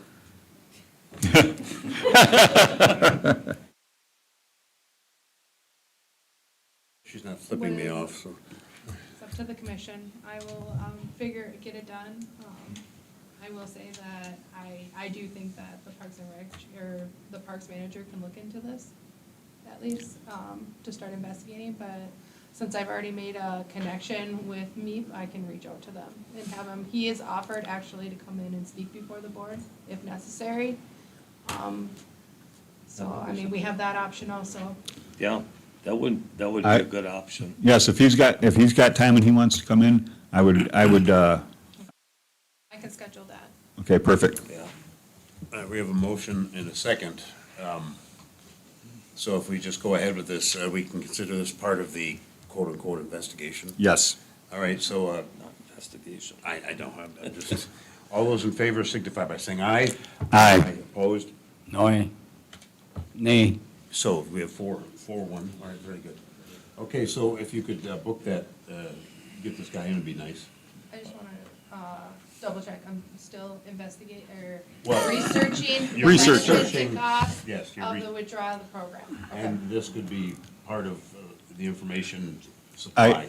I think I would be very happy at this point, because I know how busy you are, if the MEEP tech, or the MEEP, head of MEEP would come in and talk to us. We can start we can start our inquiry Research. after that. Okay, sounds great, thank you. Very good. Appointments to the Parks and Recreation Commission, the expiration dates. So this is, Ashley? Yes, so during the last meeting, presented to you with some information. I just wanted to make sure it was transparent that, according to the 2007 commission, there was a couple districts that would need to be switched around. So District 1, we approved for the term to end in December 31st of 2024.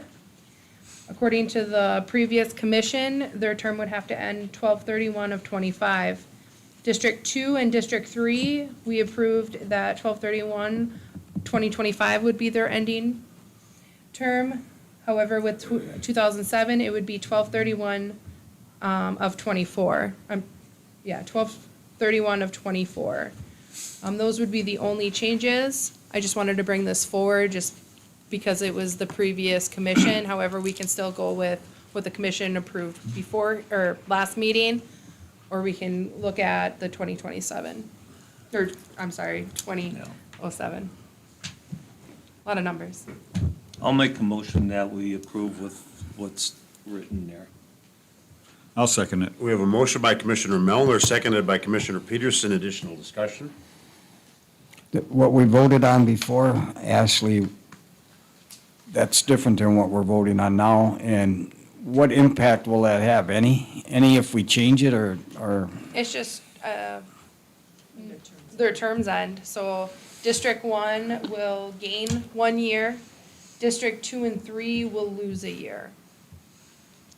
Yeah, that's my concern on changing it, is that the new board will have 2 members that'll be done within 7 months Yes. of being appointed to it, where the board before was only 1 member had a termination of 7 months or something, correct? That is correct. Okay.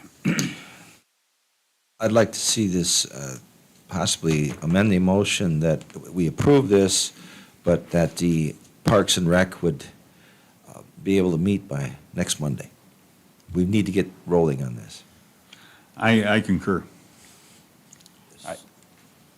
So, in order to establish a meeting date, we have to send notification to each of the committee members.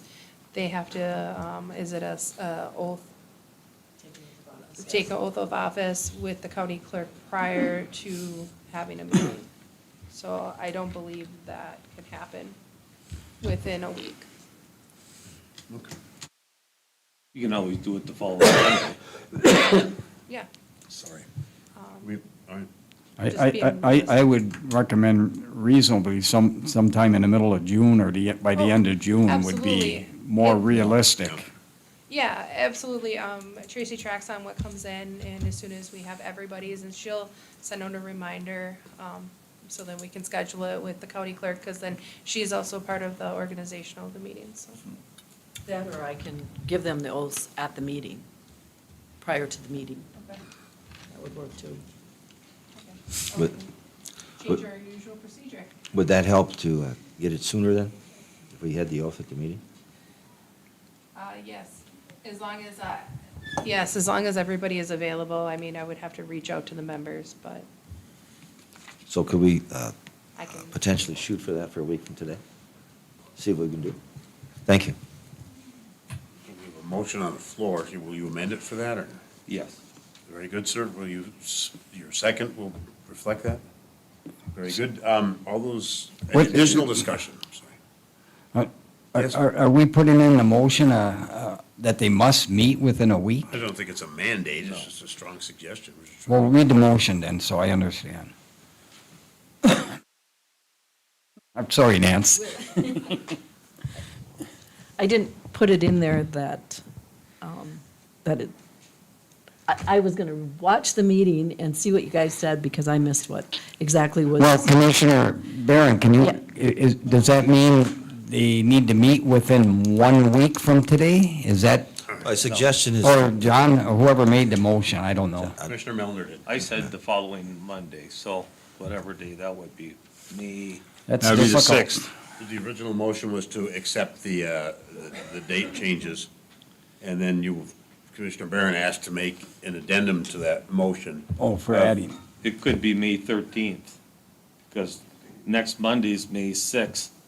You're not going to have enough time to get them sworn in and get organized. If we do it at the meeting, we should have plenty of Sworn in at time. the meeting. If the members are able to meet, Yes, it all depends on the Yeah. members So themselves.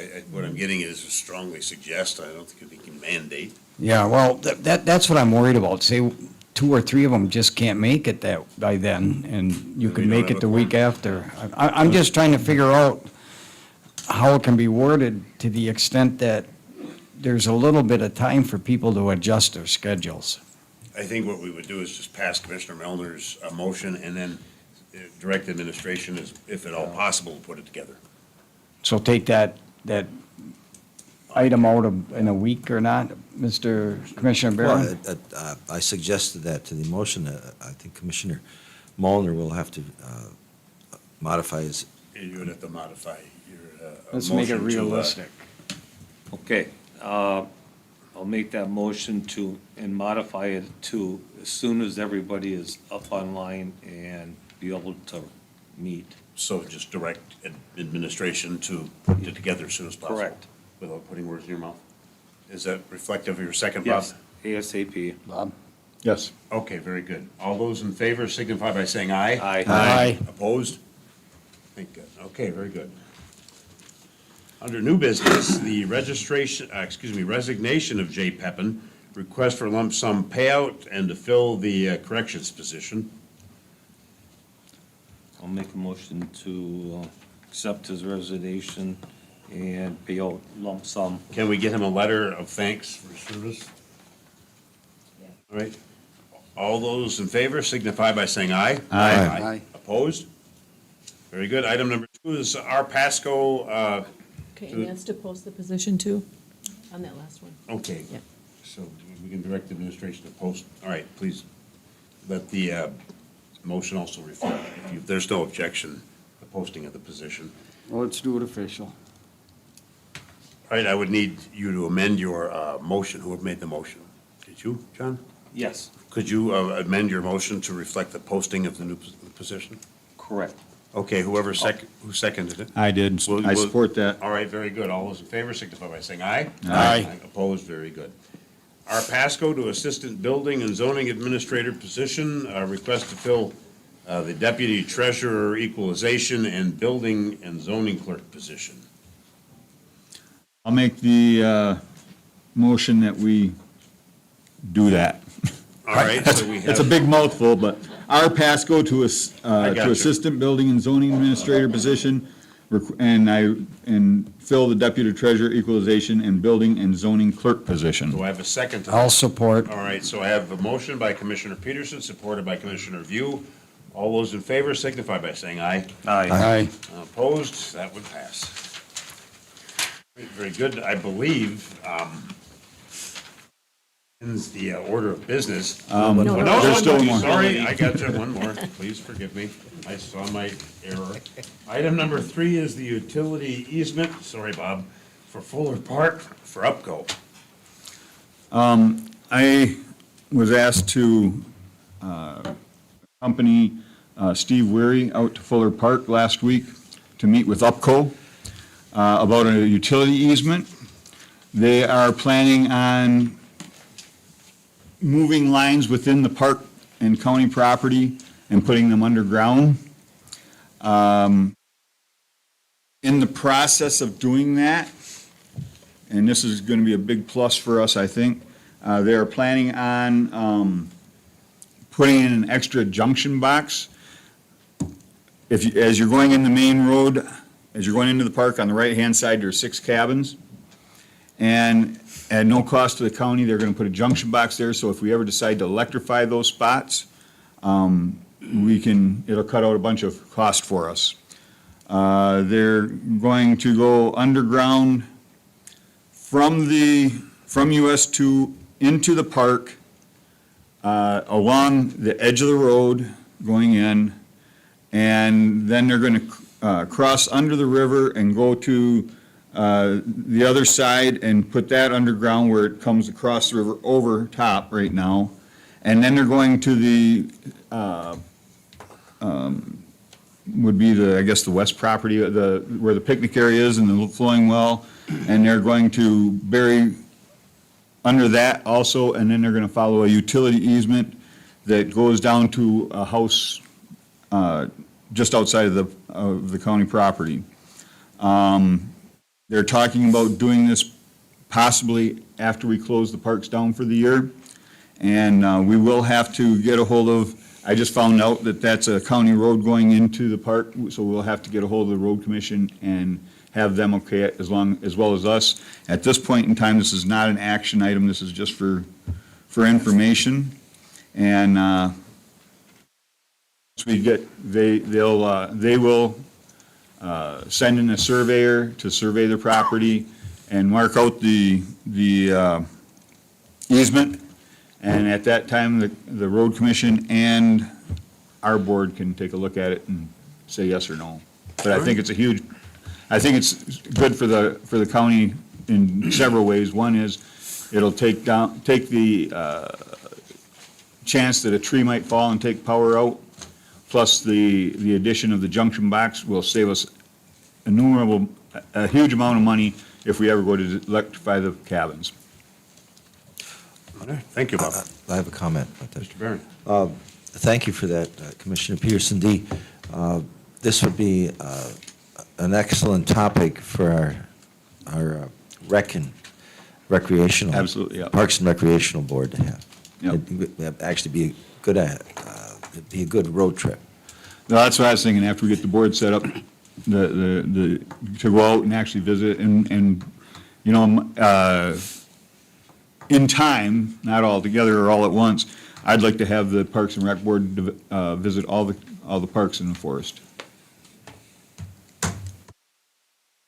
Thank Mr. you. Chair, one other comment too. I just want to make sure that we, it's not everything gets documented and brought back to the board and exactly how you explained it, because it is kind of too good to be true, and you know what I'm Well, saying? And when- this will be great for the county to. Yeah, this is what I found out meeting with UPCO. Right. And they will draw up a Good. proposal for us, and then at that time, we can bring it to the road commission and to the board. Okay, I just didn't want a handshake deal. No, absolutely not, no. Very good. Thank you. We'll move on to general public comment. We would ask that when the speaker address the board, please. You have 3 minutes, and we would ask the audience to respect the quiet rule when somebody's talking, but general public comment, state your name, and take your time. Welcome. Hi, I'm Christine Peppin, City of Escanaba. It kind of saddens me that I'm sitting here and listening to a board that is scared of the boogeyman, equity, diversity, equity, and inclusion. So I thought I'd Google that while you folks were talking. Commissioner Barron, you think it's about somebody's value. Equity. What is equity? The term equity refers to fairness and justice and is distinguished from equality. Whereas equality means providing the same to all, equity means recognizing that we do not all start from the same place and must acknowledge and make adjustments to imbalances. I think the representative from MSU explained it very clearly. And it's not equity and outcome, Commissioner Peterson. Those words were never spoken. It's equity for access. It's inclusion for all. It's diversity. It saddens me that personal prejudices get in the way of good programs like the 4-H program and MSU in general. I also, it's letting them know that they can be accommodated. The CRT, the eugenics, what does that have to do with anything? We're talking about a 4-H program that is inclusive for all and is willing to accommodate those who have special needs. It's just frustrating to hear this board talk like that. With regard to the whole MEEP thing, your own administrator told you that there was no breach of confidentiality, yet you want to continue and do an inquiry. I question, who's going to do that inquiry? Is that coming off of Mr. Graham, so we can pay him yet more money? I think that that's ridiculous. And because you don't like, that you don't understand it, do your homework. You have packets. The administrator told you, she sent you the information. Nobody's looked at it. Maybe you should before you speak to these issues. And so you haven't done your homework. You don't like that it's not going your way, so what do you want to do? You want to withdraw from MEEP. Yet another program that benefits our county that you want to withdraw from. You didn't support UPCO. You darn near didn't support MSU. Thank you for coming and speaking, so they did. You've foregone grant money because you don't like the language. You know, we're not all the same. We're different people. We come from different backgrounds. And you need to recognize that. And you're not up there for your background. You're up there for all the people of this county, of which I'm one of many who are not happy with the direction this board has been taking. And Mr. Barron, one question. Does your Christianity extend beyond these walls where you sit up here and quote scripture, but yet you have a problem with Thank you. equity, inclusiveness, and diversity? Have a good night. Please refrain from clapping. Guys, next up, general public comment. State your name. Thank you. Hi, Whitney Maloney, Gladstone. Couple things. Number one, Paul, that was, I don't know where you are, that was an amazing presentation. Thank you. Thank you very much for that. It just blows my mind that Mr. Barron voted to not support 4-H because DEI and invoking the Holocaust somehow. I just think that that's worth repeating and bringing attention to. Second, the MEEP program. Fascinating discussion tonight. I'm the one that made that FOIA to the MEEP documents, we'll call them. It's not an agreement. It appeared on the agenda for this meeting multiple times, and I thought, I don't know what that is. I'm really curious, so I made a FOIA. It is astounding that my FOIA put those documents in your hands, the people putting that on the agenda and talking about it with no information. I still have no idea because my FOIA was just voted against making public that information. So the landowners who you represent, which is public land. Like, are we not the public, the landowners have a vested interest in that, and yet it's all confidential and secret? Like, now I'm even more curious as to what's in those documents.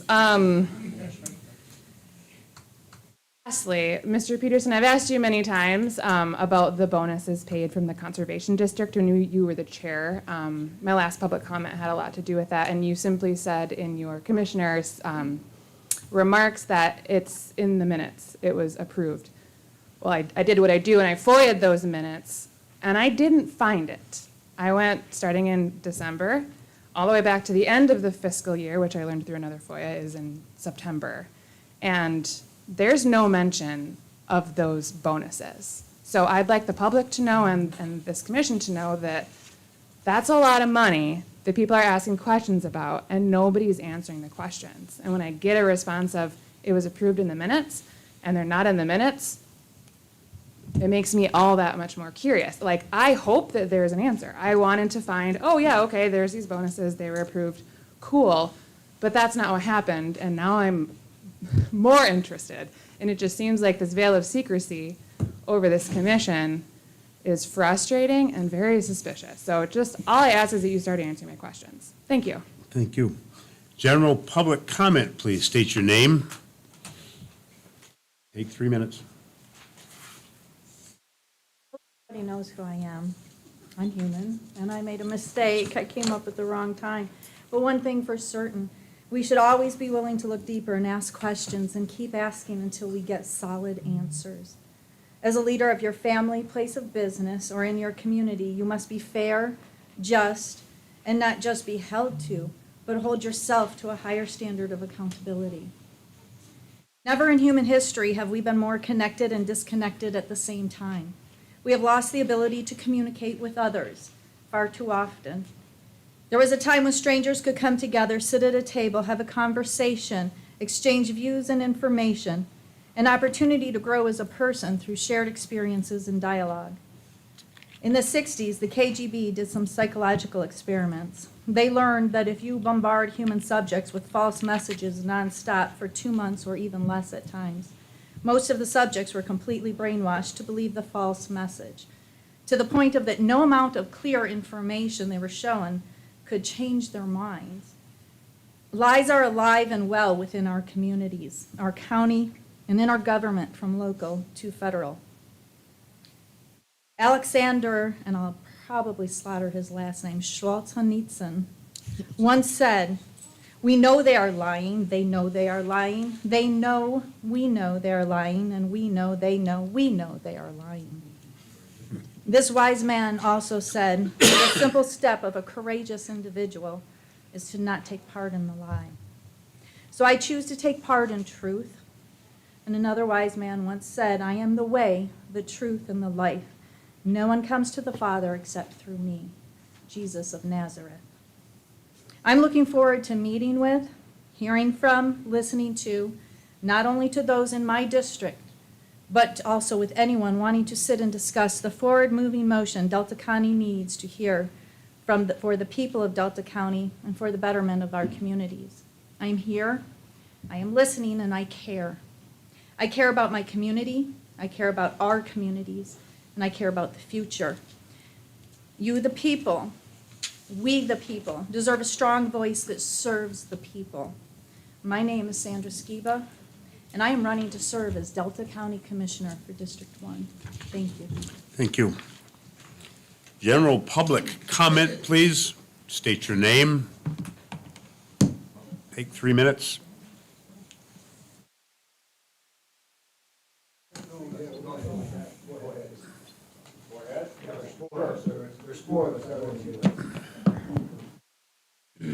Mr. Harris? Hello, my name is Clayton Harris. I live in Baldwin Township, Rapid River. I've been bringing continually some stuff about homes and that were built without permits and inspections. First, I'd like to compliment Dave Moyle, Steve View for going 2 weekends ago with me and another planning commissioner to see the extent of what's going on and that the county is just missing out on it. This is what I'd like to say. I went and had a visit with the building inspector today. He told me on the one home that he is in the process of 8 months since I disclosed it to him, that he has inspected the home with his all-knowing everything and just said, without tearing the house open, it's okay. At the rate that these are being done, I'm just gonna list 5 of them, he'll have them done in 5 years. Second of all, the tax assessors have been to 2 of them.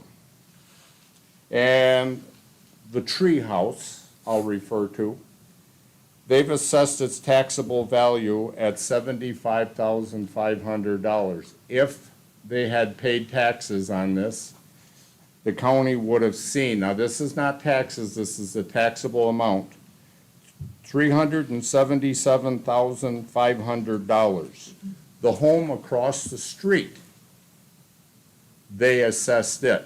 It has a major addition on it, buildings that weren't taxed. That building, if everything was accounted on the tax roll and it was an assessable value, that one would be $1,812,000 that the county would have been able to apply taxes on.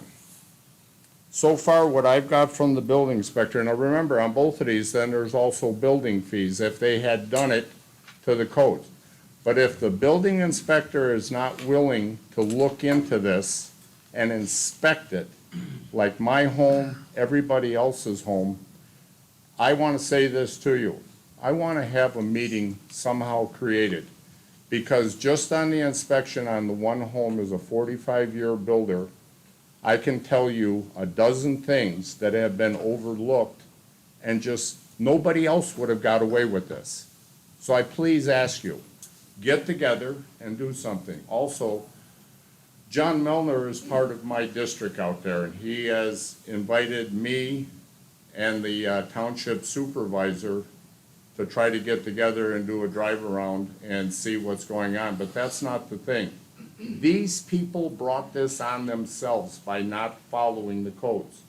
I see the building department, for starters, is just going, give me a building fee and you're good. That's not the way it works. It's supposed to be inspected. Thank you, Mr. Harris.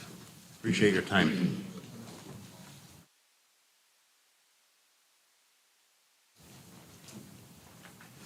Christine Williams, Ford River Township. There were statements made during the League of Women Voters Forum that I'd like to address. Commissioner Moyle, you made a very definitive statement that, quote, "there is no evidence of nefarious activity," end quote, in relation to Mr. Mattson. I would be really interested in understanding how you arrived at this. And although you spoke your words with confidence, they are simply not true. There is evidence. You also commented the county parks were managed with handshake deals, but this is patently false. As every year that Mr. Mattson was managing the parks, there was a written legal contract. So any handshake deals ought to be concerning to Delta County citizens. Commissioner Barron, you repeatedly used the word attack in reference to Rory Mattson and the county parks. This is a very interesting choice, a very interesting word to choose. And I would argue you are speaking your emotions and not the facts. Mr. Mattson is not under attack. Mr. Mattson is under investigation. Those are very different. How I interpret your statements, thank you for looking at me, I appreciate that. How I interpret your statements is that you are telling the public what you want them to believe and not what they should know. For my remaining time, I'm going to ask some questions that I hope one day will be answered. What was the decision-making process that resulted in no investigation of Rory Mattson after this commission was informed of allegations of embezzlement, fraud, and public records destruction related to county park funds and county records? How did that process compare to the decision-making process that led to a full investigation of the airport when this commission was informed that there were documents missing. Was that process documented, consistent, fair, and transparent? In other words, was there a process that was followed that we, the general public, can feel confident about and have trust in that you have the best interests in mind that are ours, our best interests in mind? Lastly, I want to be clear so that my words are not construed. I am asking you to address decision-making that involves the county, not the Conservation District. Thank you. Thank you. General public comment, please. State your name.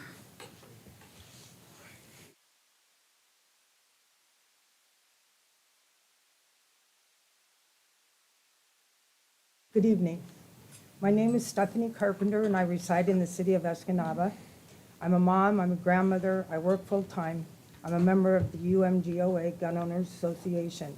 I became politically active in 2016 with the America First Republican Party and became a precinct delegate.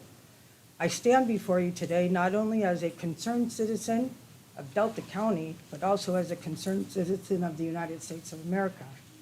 I'm watching as our God-given constitutional rights are being threatened, ignored, and disregarded every minute of every day.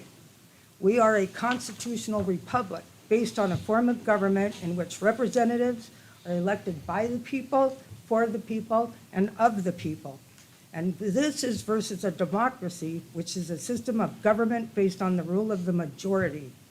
With our upcoming elections, both locally and nationally, we are facing some big challenges. So as we move forward on this journey in the game of life, it is up to us to decide the future we will leave for our next generation, not only in Delta County, but in the United States of America. As our great Ronnie Reagan stated in his speech on October 27, 1964, freedom is never more than one generation from extinction. We did not pass it on to our children in the bloodstream. It must be fought for, protected, and handed on for them to do the same, for it comes only once to a people.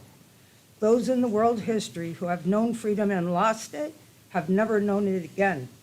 Otherwise, one day we will spend our sunset years telling our children and our children's children what it was once like to live as a free man in the United States. Finally, in my honest opinion, the DEI program is a misguided philosophy which teaches citizens to give up their rights for the sake of the common good, but always ends in a police state. This is called preventative justice with control. This is the key concept. Listen carefully. Is this the future you want to leave your youngsters, your children, or your grandchildren? This is where we are headed. Abolition of private property, heavy progressive income tax, abolition of all rights of inheritance, confiscation of property of all immigrants and rebels, central bank, government control of communications and transportation, government ownership of factories and agriculture, government control of labor, corporate farms, regional planning, and finally, government control of education. Freedom is not free. Thank you. Thank you, ma'am. General public comment. Please state your name. Take 3 minutes. Hello, Mike Mascart from Gladstone. Hello. I will be reading 10 statements I believe we will all be very familiar with. Number 1, the freedom of religion to practice or not, a free press, freedom of speech, and the right to petition our elected officials for redress of grievances. Number 2, the right to keep and bear arms shall not be infringed. Number 3, restricts the government's right to quarter soldiers without the property owner's consent. Number 4 is the right to privacy and security against unreasonable searches and seizures or warrants. Number 5, protection from self-incrimination and double jeopardy, and we can suffer no loss of life or property without due process.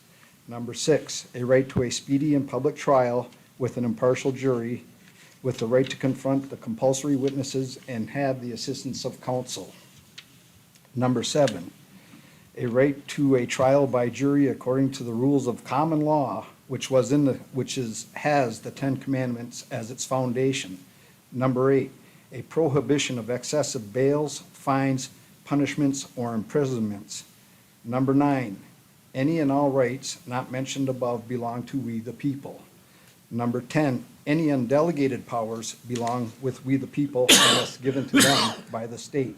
I spent 10 and a half years in the United States Air Force. I took that oath and I took it very seriously.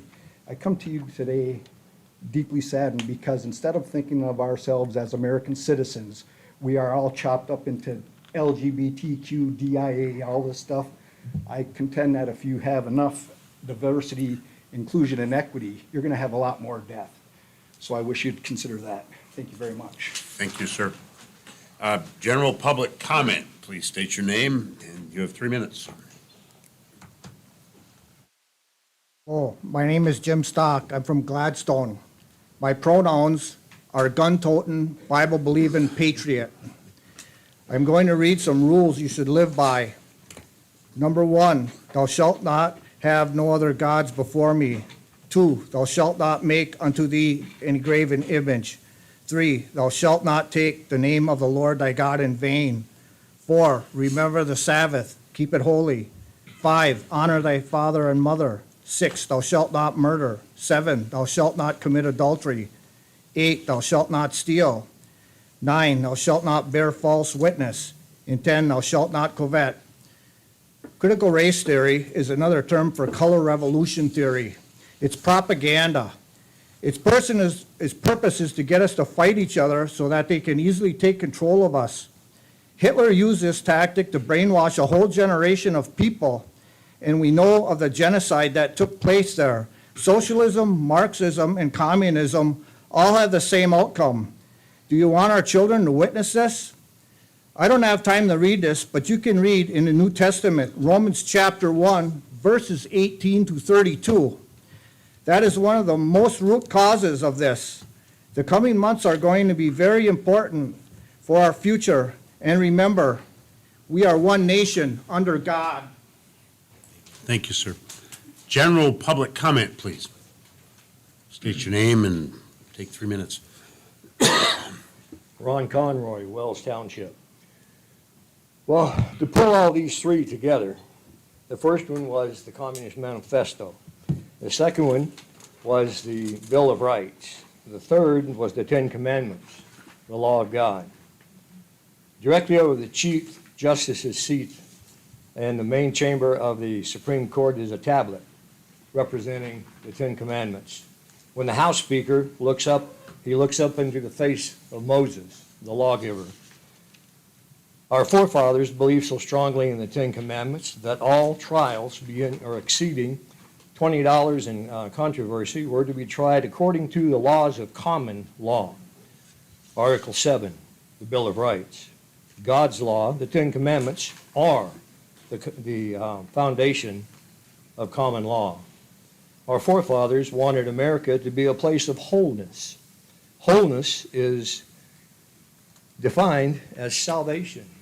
Jesus put it this way: love God with all your heart, with all your mind, with all your soul, and love your neighbor as yourself. The Good Samaritan account in Luke 10, 33 to 38 is proof that one cannot live in just part of the Ten Commandments. If you try to practice or live within the first 4, you become a mystic. If you live in the last 6, you become a humanist. For a good citizenship, you should take all 10 and make them your foundation. Matthew 22, 34 to 40. There's one major problem. If you break one of the 10, you break all of them. And you break the intent of the law. By breaking one of the commandments carries the death penalty. God, being wiser than we are, solved this problem. In order for God to be just, he could not lessen the penalty of law, so he sought a way that he could be merciful and forgive without destroying the heart of justice, the Ten Commandments.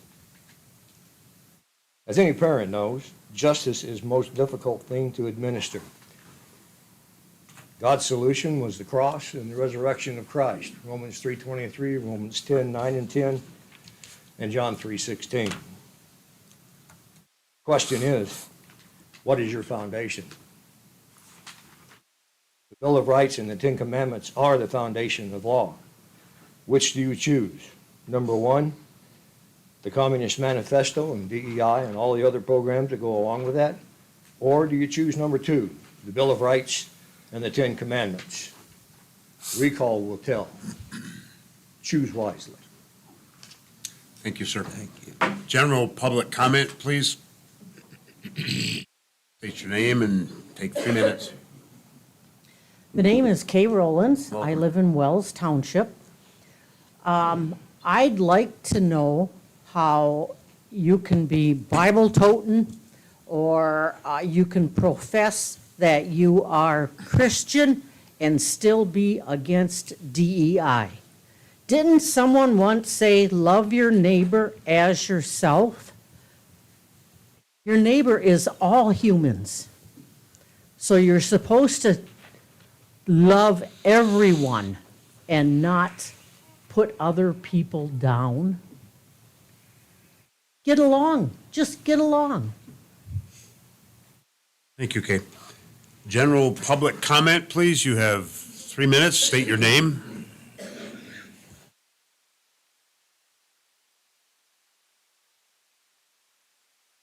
Joe Kaplan, just briefly, there's no penalty or cost from withdrawing from the MEAP program. It's 100% voluntary. It's up to the landowner. You're not obligated to anything. You can leave. But I will tell you, the county will be doing a first. It'll be the largest withdrawal of land from the MEAP program ever, and it would be the first or second withdrawal. No one has withdrawn from the program because the program is set up to assist private property owners.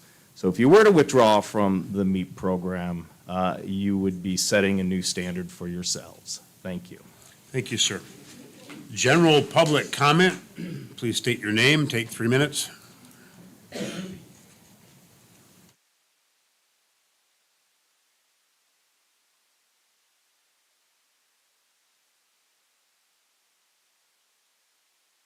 Ann Fix, Escanaba.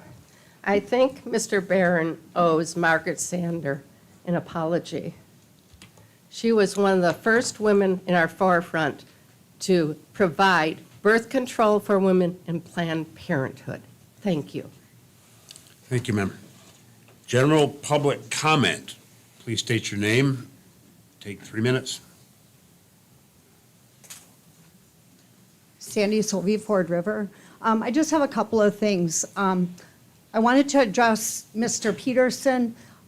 I was in 4-H and my children were in Scouts and so was I. And the end isn't the same. You can start the same, but you do the work to earn badges. So if you're not doing the work, you're not going to get ahead. You're not going to end at the same spot. Everybody has to do the work. It's just trying to give the same start to everybody. They don't get the same finish, but they get the same start. Another thing that I'd like to address is at the last meeting, I was the person that was in the back trying to help Miss Nevela, who is deaf. It wasn't a setup. She was meeting somebody here, and I got here and she was standing by the wall, and it was her first meeting, and she wanted to be here so bad. And I said, I will help you. I can't do sign language. I can write things down. I can text you. And she was asking me questions, and that's where the noise was coming from. So we had to call the police, and there was this big uproar. And then Mr. Moyle apologized for what happened. But then the next day, we opened the paper, and there's a letter to the editor that said it was a setup. And I do not appreciate being called a liar. I am not a perfect person, but I am a good, honest person, and I would never do something like that. And the other thing I'd like to address is it doesn't feel very good to get accused of something that you didn't do. And the Citizens for Ethical Leadership 2 times now have been accused of death threats, which had nothing to do with us. And I wish you would address that and set the record straight. Thank you. Thank you. General public comment. You take 3 minutes. Please state your name. General public comment.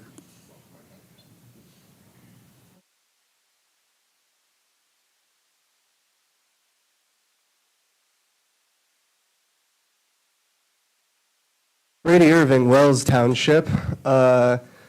This fear-mongering and paranoia and anxiety surrounding diversity, this being stricken by people who are different from you is very interesting, and Barron can't help himself but bring up the Holocaust again for some reason. I'm not sure why.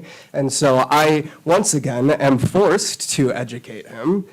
So this idea that diversity as a concept is Marxist, an idea that people of your camp have in the past referred to as cultural Marxism, rings very similarly to a conspiracy called cultural Bolshevism, which is the idea that there are an elite cabal of people who, through infiltrating academia and higher power, have created a system designed to destroy the white race. This is a conspiracy put forth by the Nazi Party, and it is a conspiracy that they used. They said that an elite cabal of intellectuals has infiltrated academia in order to push degeneracy and queerness onto the youth. This is a conspiracy that they used as a justification to murder people, a lot of people, 10 million, if I recall the number correctly. And this continuation of this conspiracy is incredibly dangerous and has no place in the United States. And I will say again something I have said in the past. The Weimar Republic, the country that existed prior to the Third Reich, was a safe haven for queer people. The Institute of Sexology performed the very first gender transition surgery. People there, and it wasn't perfect, but they could be themselves. And then men like you and people like you took power and you put pink triangles on them and you marched them to the death camp. And in order to prevent that from happening again, I urge everyone here to vote these men out on May 7th. Thank you for your time, sir. General public comment. You take 3 minutes. Please state your name. General public comment.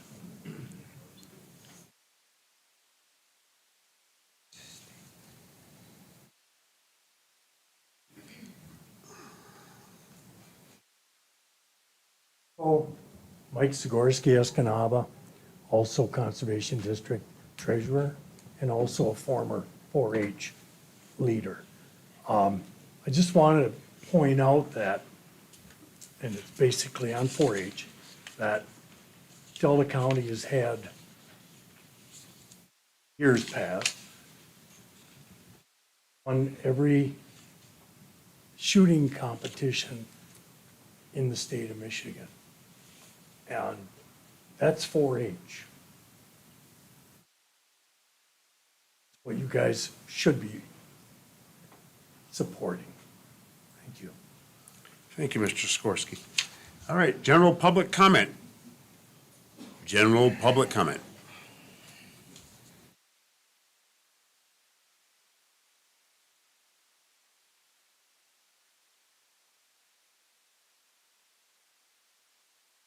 Good evening. Dave Adamini. Commissioner Barron, got a question for you, sir. I'd like to know how much federal welfare you've accepted over the years on your farm, and if you had any issue with the DEI, if there was any included in those payments. I assume you've received some farm subsidies over the years.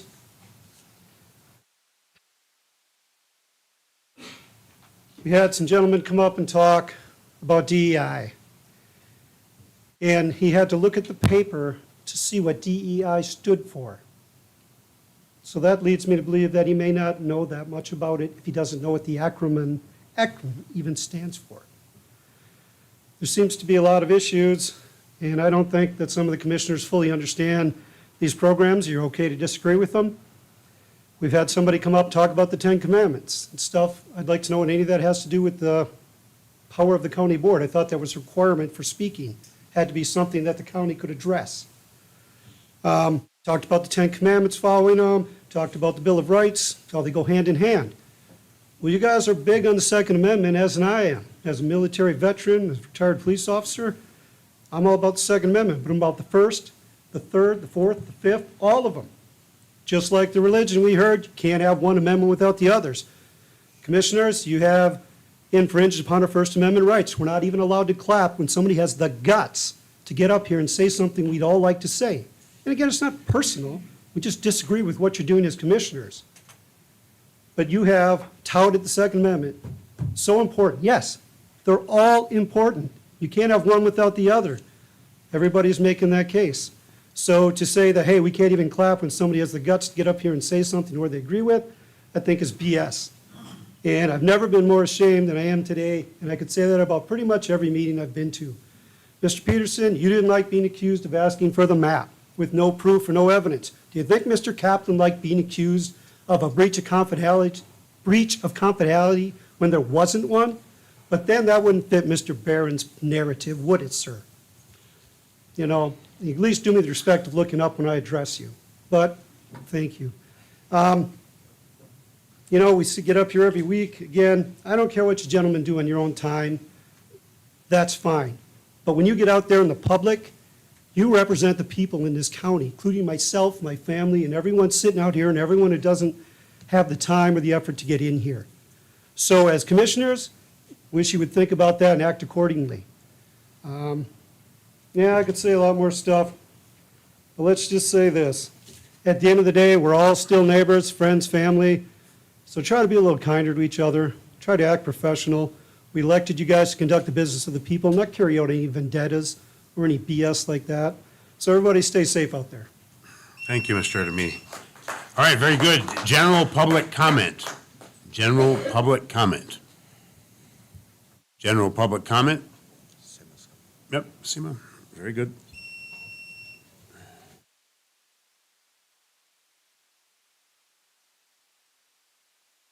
Temadis, Escanaba.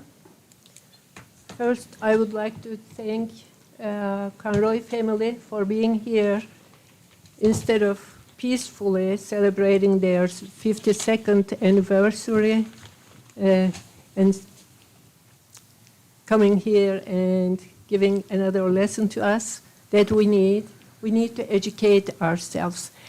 We should never feel like we know everything and we know better than anybody else.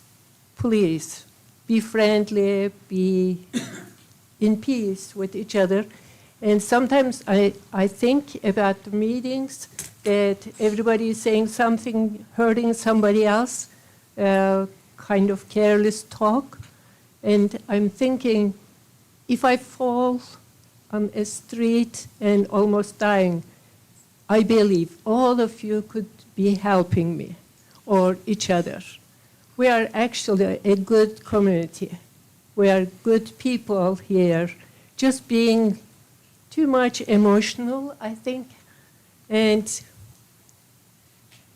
we need to learn more, and we need to have more love and peace in our lives. We all need it. We all need it. And commissioners, you are doing a good job. All of you are working what you believe and what is correct, what is good for community. And a lot of people like me believing that Mr. Barron, Mr. Peterson, and Mr. Moyle are recalled unfairly. And yeah, you can smile, but I'm calling everybody to be not emotional.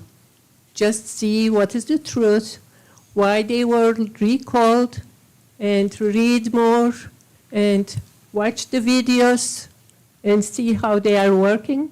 And I'm calling Delta County conservative and constitutional people to vote on May 7th in their regular poll places, election polls, and tell each other to go and vote.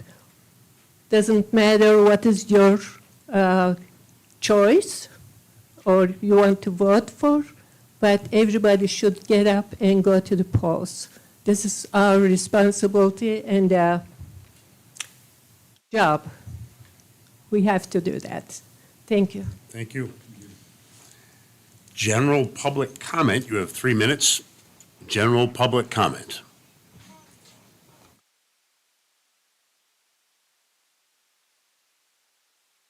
Well, thank you for public comment. It's always interesting to hear my name brought up a bunch of times. So I want to talk about the MEAP program. Yeah, I was going to say start it, so I don't get yelled at. Oh, Rory Matson, Escanaba, sorry. There was 2 things I want to address before I get into MEAP, because there's a huge misunderstanding of what MEAP even is. The first 4 years that the Conservation District took over the parks, there was no contract, there was no MOU, and there was no agreement. So it was a handshake. The last ones there were. And the other thing about constantly bringing up that we've heard for, I think, over a year now, is a misappropriation of funds out of the park. Well, what I suggest the public do is find out what those numbers are there. They've been brought here, they've been brought, but compare it to 2023, what the current Conservation District Board billed the county for, and $1's a dollar. That's all I'm going to say. I think you'll be very surprised. MEAP program. MEAP program started out with one grant written from Delta Conservation District, and it was called Groundwater. We were the only ones who had it for a few years. It took off. It was to seal wells. Then, I can't remember how many years ago, it turned into the MEAP program. All MEAP is a voluntary recognition program for landowners who do good, environmental, sound, sustainable management. That's what it is. It was a farm program because by doing it, other laws were not brought forward by the state of Michigan, and it was voluntary to see if that could happen, and it did. Here a few years ago, it turned into a forestry program. Whoever wants the plans, don't FOIA the county, and I hate to say this because I know you get FOIA'd, but I think that's the only way you give out information. Don't FOIA the county for MEAP. Don't FOIA the Conservation District for MEAP. FOIA for the plans. And the reason I say that, there has never been a plan, I don't believe anywhere in the state of Michigan, written for MEAP.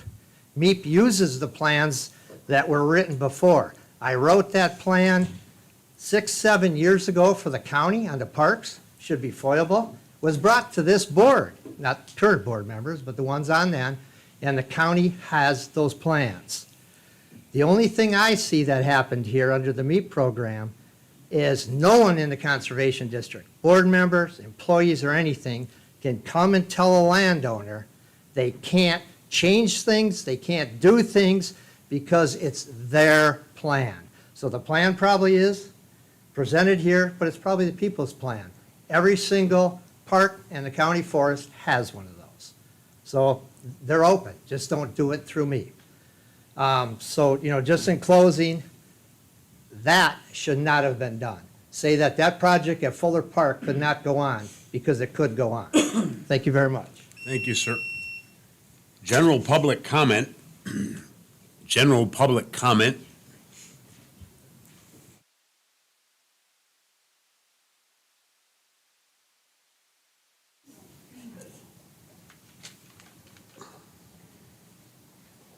Make it quick, Linda wants to go. My name is Kelly Vangenhoven, City of Escanaba. 448 days ago, 3 commissioners voted to terminate the employment contract with our administrator, Emily DeSalvo. Under the under the rules of the Michigan Constitution, we initiated a recall against these 3 commissioners for their actions that evening. Over 3,000 people signed the recall petitions in favor of the recall for these 3 commissioners. And it's true, some people are not going to like it and some people are going to like it. So regardless of which way you choose to swing, I think that everybody should get out to the polls and vote May 7th. I'm hoping for a great voter turnout. And I would like to say this, in 2022, when I ran as a no party affiliate candidate, I did continually reach out to the local Republican Party to talk to them. I wanted to hear their concerns because I didn't want them to be put to the back of the line when I was elected. Unfortunately, I was not elected, and unfortunately, the divisiveness has been incredibly blown out of proportion. Just this past week, I was called swine by Commissioner Moyle. I mean, it doesn't get much better than that. I've been called a communist, a Marxist, a socialist, a snowflake, a libtard. I've been called everything under the sun, but I'm still here. And I'm not going anywhere, and I see people in the audience that are shaking their heads and laughing, and that's fine. I still want to hear from you, too. I remember being a member of the Escanaba City Planning Commission, and many of these people coming to our meetings regarding the marijuana ordinances. And I heard them, and I listened to them, and I took their concerns into consideration. I never name-called. I never made them feel horrible for being there. I never called them an angry mob. I never would do any of that. And if any of them were to come up and ask me why I'm running, it's because I love my community and I thought I could be a better commissioner than the ever non-present commissioner. That was it. What I've had to go through over the last 2 years, it's my own doing because I signed up for this. However, I think it's time for it to end. I've called for it multiple times to end. Commissioner Moyle has called for it to end, and then the next guy gets on social media and completely blasts me, but I can't do anything about him. I can only do what I do. So I hope you vote for me May 7th. Thank you. Thank you, Kelly. All right, general public comment. Ms. Van Genhoven, 1,000 pardons. General public comment. General public comment. Last call, general public comment is done. Commissioners' concerns, Mr. Peterson. Yeah, I put a couple down here real quick. Of the building and zoning and taxes. Oh, sorry about that. Anyway, I got a couple of concerns here that I'd like to bring up. About the building and zoning and taxes, as far as the building and zoning goes, I will be taking some time and sitting down with Mr. Smith and talking to him about that part of it. As far as the taxes go, the taxes are done in the township level by the township assessors. This county board has nothing to do with it, neither does our administrator. Then we come up to Mr. Mattson and why the county has not launched an investigation into him and why we were so anxious to do the airport. Well, the airport is actually under the guise of the county. And so the airport is our responsibility. As far as Mr. Mattson goes, and that is the Conservation District's job, we sign a check to the Conservation District to pay what we owe them. They distribute it. So that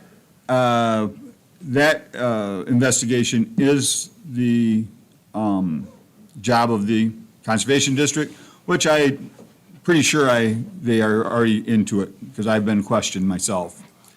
And as far as the comment that wished that we would pay more attention to the county business and not to the Conservation District, well, you just asked us to do an investigation on the Conservation District.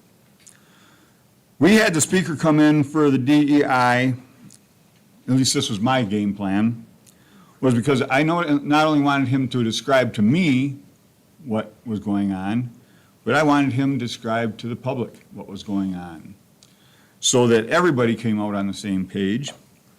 And as far as 4-H, as you saw the vote, we voted to give them the money. We never, or at least for me, speaking for me, I never intended to take money away from the 4-H. I wanted to call attention to the DEI. I wanted to make sure that this was not something that was being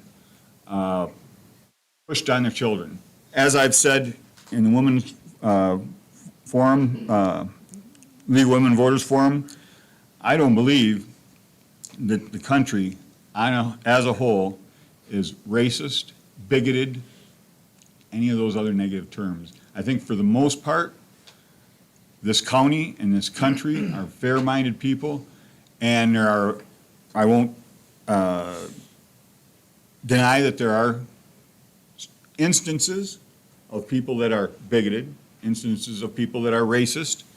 But as a whole, our county, our state, and our country, the citizens, are great people, and they do want to work together. They do not want to exclude people from anything. Everybody wants a fair shot, a fair opportunity. And I am all for that. And that's, I guess that's the end of my rant tonight. Thank you. Mr. Few.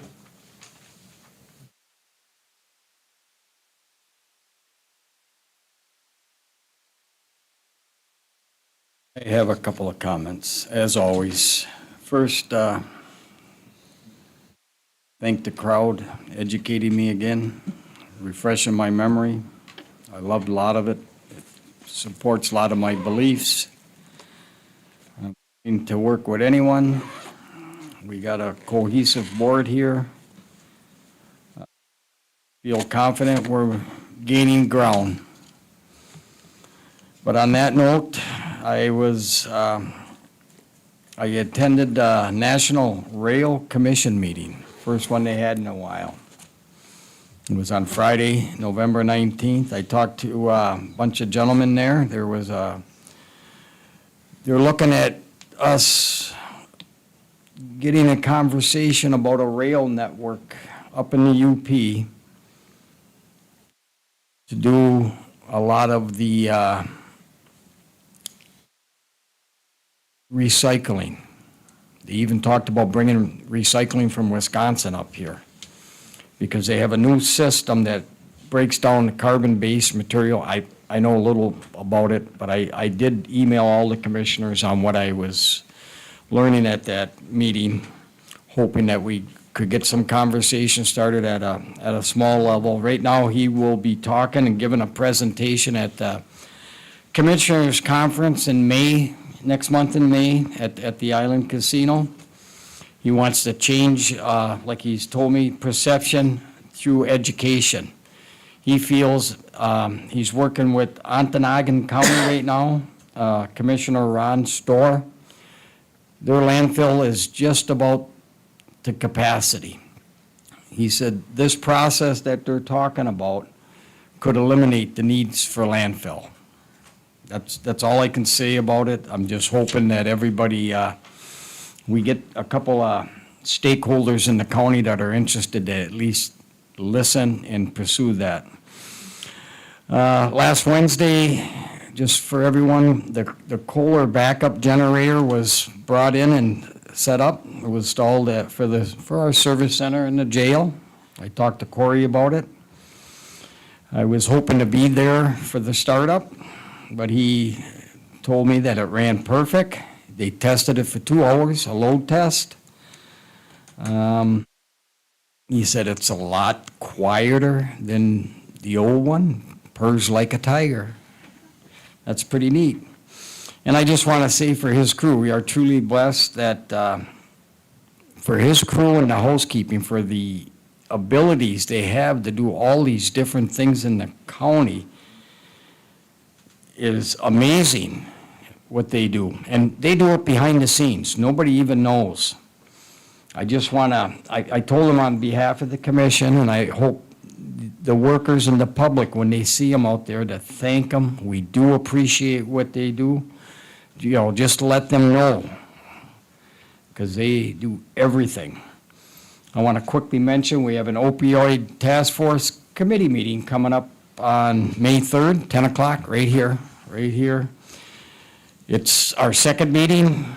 We'll be discussing bylaw overviews, some common goals, collaboration, mission engagement with the community, maybe some vision outreach and principles. I don't think we'll be looking at spending any money at this time, but we're going to try to get that mechanism all together to do what's best in our community for opioids, addiction, and the people we love that are under that. Something comical, but not comical, but Enbridge, we had a speaker at the Township Association, and Enbridge representative, their boring machine is going to be custom built, and this is for that tunnel under the Mackinac Bridge. It was $500 million last year. There's been delays on it. They figure it's going to get up to $625 million just from a 6-month delay. It's custom built, and when it drills, it's going to drill a 21-foot diameter tunnel. So you can imagine that, twice the height of this ceiling. It'll do about 40 feet a day. And it has to go approximately 4.5 miles. It's going to create a lot of jobs in the area for a while because everything that is being drilled out, the sand and the sediment, will be made into a slurry mix and dumped into areas that are set up for that. They are also going to go 100 feet below bedrock, minimum. Lake level, hit bedrock, 100 feet below. I can't even imagine that. I like science, and it just seems like science fiction sometimes, but it just seems so amazing what technology can do nowadays. Whether you like the tunnel or not, I'm not supporting it one way or another. I'm just giving some information that's real important for people to know what's going on with that project. Right now, they have two 20-inch pipes running through there. And the new system will have one 30-inch pipe. And I have an idea for the next commissioners' workshop, and I wouldn't mind any commissioners stepping in with my idea before I finish my comments. I am looking at an evaluation of our administrator on May 7th. I would like to give her to speak to us about what she feels were the top 3 achievements that the administration has made. And I'd like her also to give us her top 2 focuses or goals as we move forward. I would like the commissioners to list at least 3 priorities during this commissioners' workshop. And I would also like to have a little bit of lesson on Robert's Rules of Order, what we learned at our Delta Force meeting the other day on how to debate properly. Not that we're doing bad, but I just think it'll help us to understand everybody and even myself from interrupting with different things.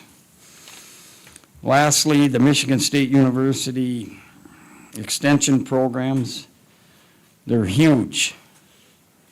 And I just want to say, long live the 4-H. Thank you. Mr. Melner. I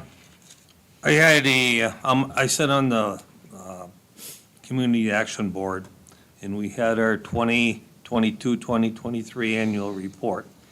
And they have so many programs, but I'll just tell you a couple. Early childhood program. And they got it at a glance. They had 211 Head Start students served by the program. They had 86 early Head Starts.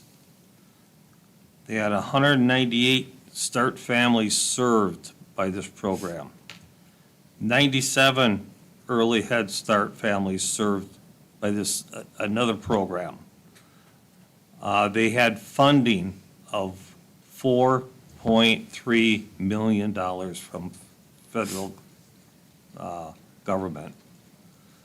Another thing they have been doing is, let me get down here, winterization programs. They improved 23 homes with energy improvements in 1 year. They have a senior companion program. At a glance, 43 companions served throughout the year. They had 30,755 hours volunteered. That's tremendous. They have, and I think every commissioners meeting, I'll say a few more because there's so many programs. There's 23 pages here. Another thing about the line 5 that me and Steve were at. Line 5 is a 30-inch pipe. It delivers 540,000 barrels of oil a day. Now, take this in perspective. It would take 2,100 tankers daily to deliver the same amount of fuel that Line 5 delivers. It's outrageous. You imagine 2,100 tankers a day going through. So that's why Line 5 is so important. Thank you. Mr. Barron. Thank you. I have a few definitions I'd like to go over and then a few quotes. Ethics, we've heard that a lot the last 16 months. The definition is moral principles that govern a person's behavior. Moral is applicable to actions that are good or evil, virtuous or vicious, and has reference to the law of God as the standard by which their character is to be determined. Equity, justice, right, uprightness, honesty, integrity and principle, a practice. Righteousness, submitting to the will and statutes of God.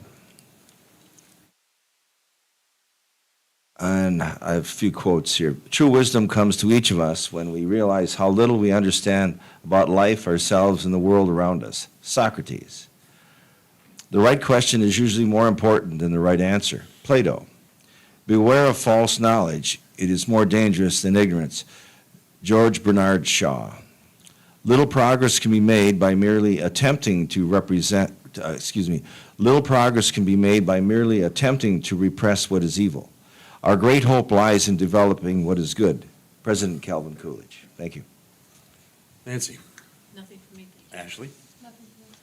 All right, when I'm writing stuff down when you're talking, I'm trying to get to as many questions as I can. Did not throw 4-H under the bus. We funded it. We funded the 4% increase. And I think you heard everyone say that they support 4-H, so that's in the books. No one talked about hiring Scott Graham for any kind of looking into MEAP. I think our management's going to do that. In regard to Whitney Maloney's question regarding a bonus for the Soil Conservation District, once we pay that, it's not the county board's responsibility was to pay the bill to have them run the parks. How they disseminate their money, there's some confusion there. It's not this board's decision who the Soil Conservation District pays bonuses to. It'd be like you paying your DTE bill and then raising hell because you didn't like the way they spent the money. I mean, that is a Soil Conservation District issue. It's not a county board issue. Clayton Harris, I enjoyed going out with you. I learned quite a bit. And I believe that we have to start a conversation about trying to find a way to be more thorough. We need so it's got to be policy-driven. And I would like to partner with the townships to try to help them get up to speed with the assessments, because when a property is not properly assessed, you're right, the county's losing money. I won't support raising taxes, but I will support people paying their fair share of taxes for the things that they have up. When I made the statement during the forum about no nefarious activity, I meant what I said. If there's been something illegal, bring it to the prosecutor. There's been so many numbers thrown out over this past year that, Mr. Mattson took this amount or this amount. I'm thinking, we paid them for 12 years, and it did start with a handshake. I begged it. Tom Elligert, God rest him, Dave Schultz, God rest him. At that meeting, I was a green behind the ears. I was a brand spanking new commissioner. But Elligert said to Rory, you do something with it or we're shutting it down. And because of the condition of the parks, there was one poor guy trying to do everything. He was well behind the 8 ball, just one person. I will say to you, and I've heard people's tones at that forum. Oh yes, we've all heard about. if you were there from the beginning to now, you would be very proud of what we've done with the parks, because we did it in a way, new pavilions, everything else, that didn't cost the taxpayers any money. You took a broken-down system, and we turned it into a destination, and I, for one, am very proud of that. If you think that's bland or droll, that's fine. I think the taxpayers are also proud of the fact that, you know, it didn't cost them really any money. If there is evidence of anything illegal, instead of trying to get political gain for the people you don't like, bring it to the prosecutor. She'll hop on it. But I don't see that happening.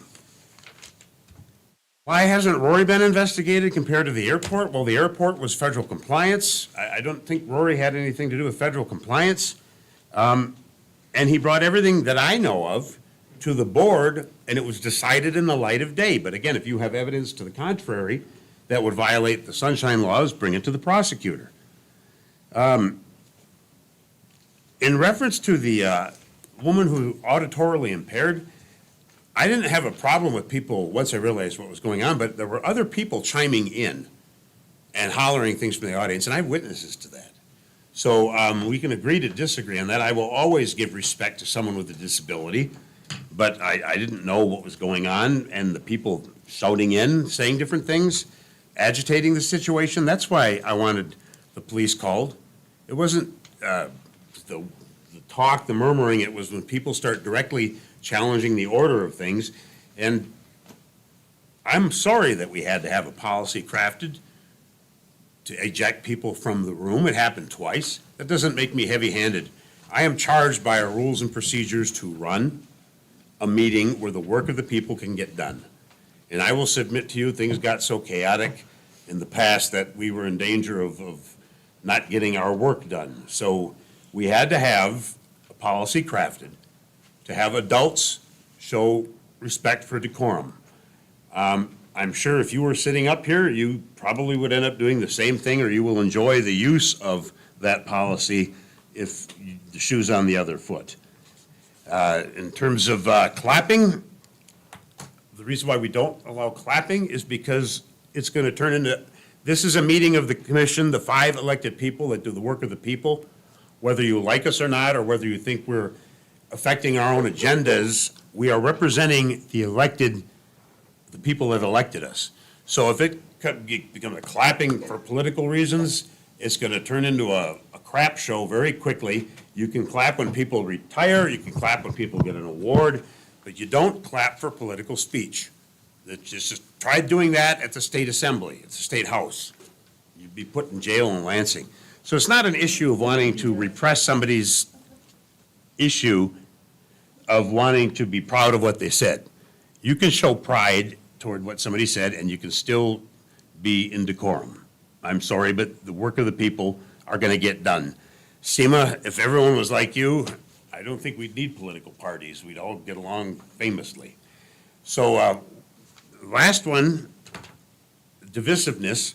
Saul Alinsky is perfect for accusing the other side of what you're doing, or if you tell a lie long enough, it becomes the truth. So in this fight, it's a two-way street. I'm a counterpuncher. You hit me, I'm going to nail you back. I don't like doing it. I'm not proud of myself when I do it. But there are no innocent parties in this game. So with that, I thank you for making us a part of your evening. Mr. Chair, Yes, sir. can we have stand up and give them a round of applause? Sure, Conroy, stand up. 52 years of marriage.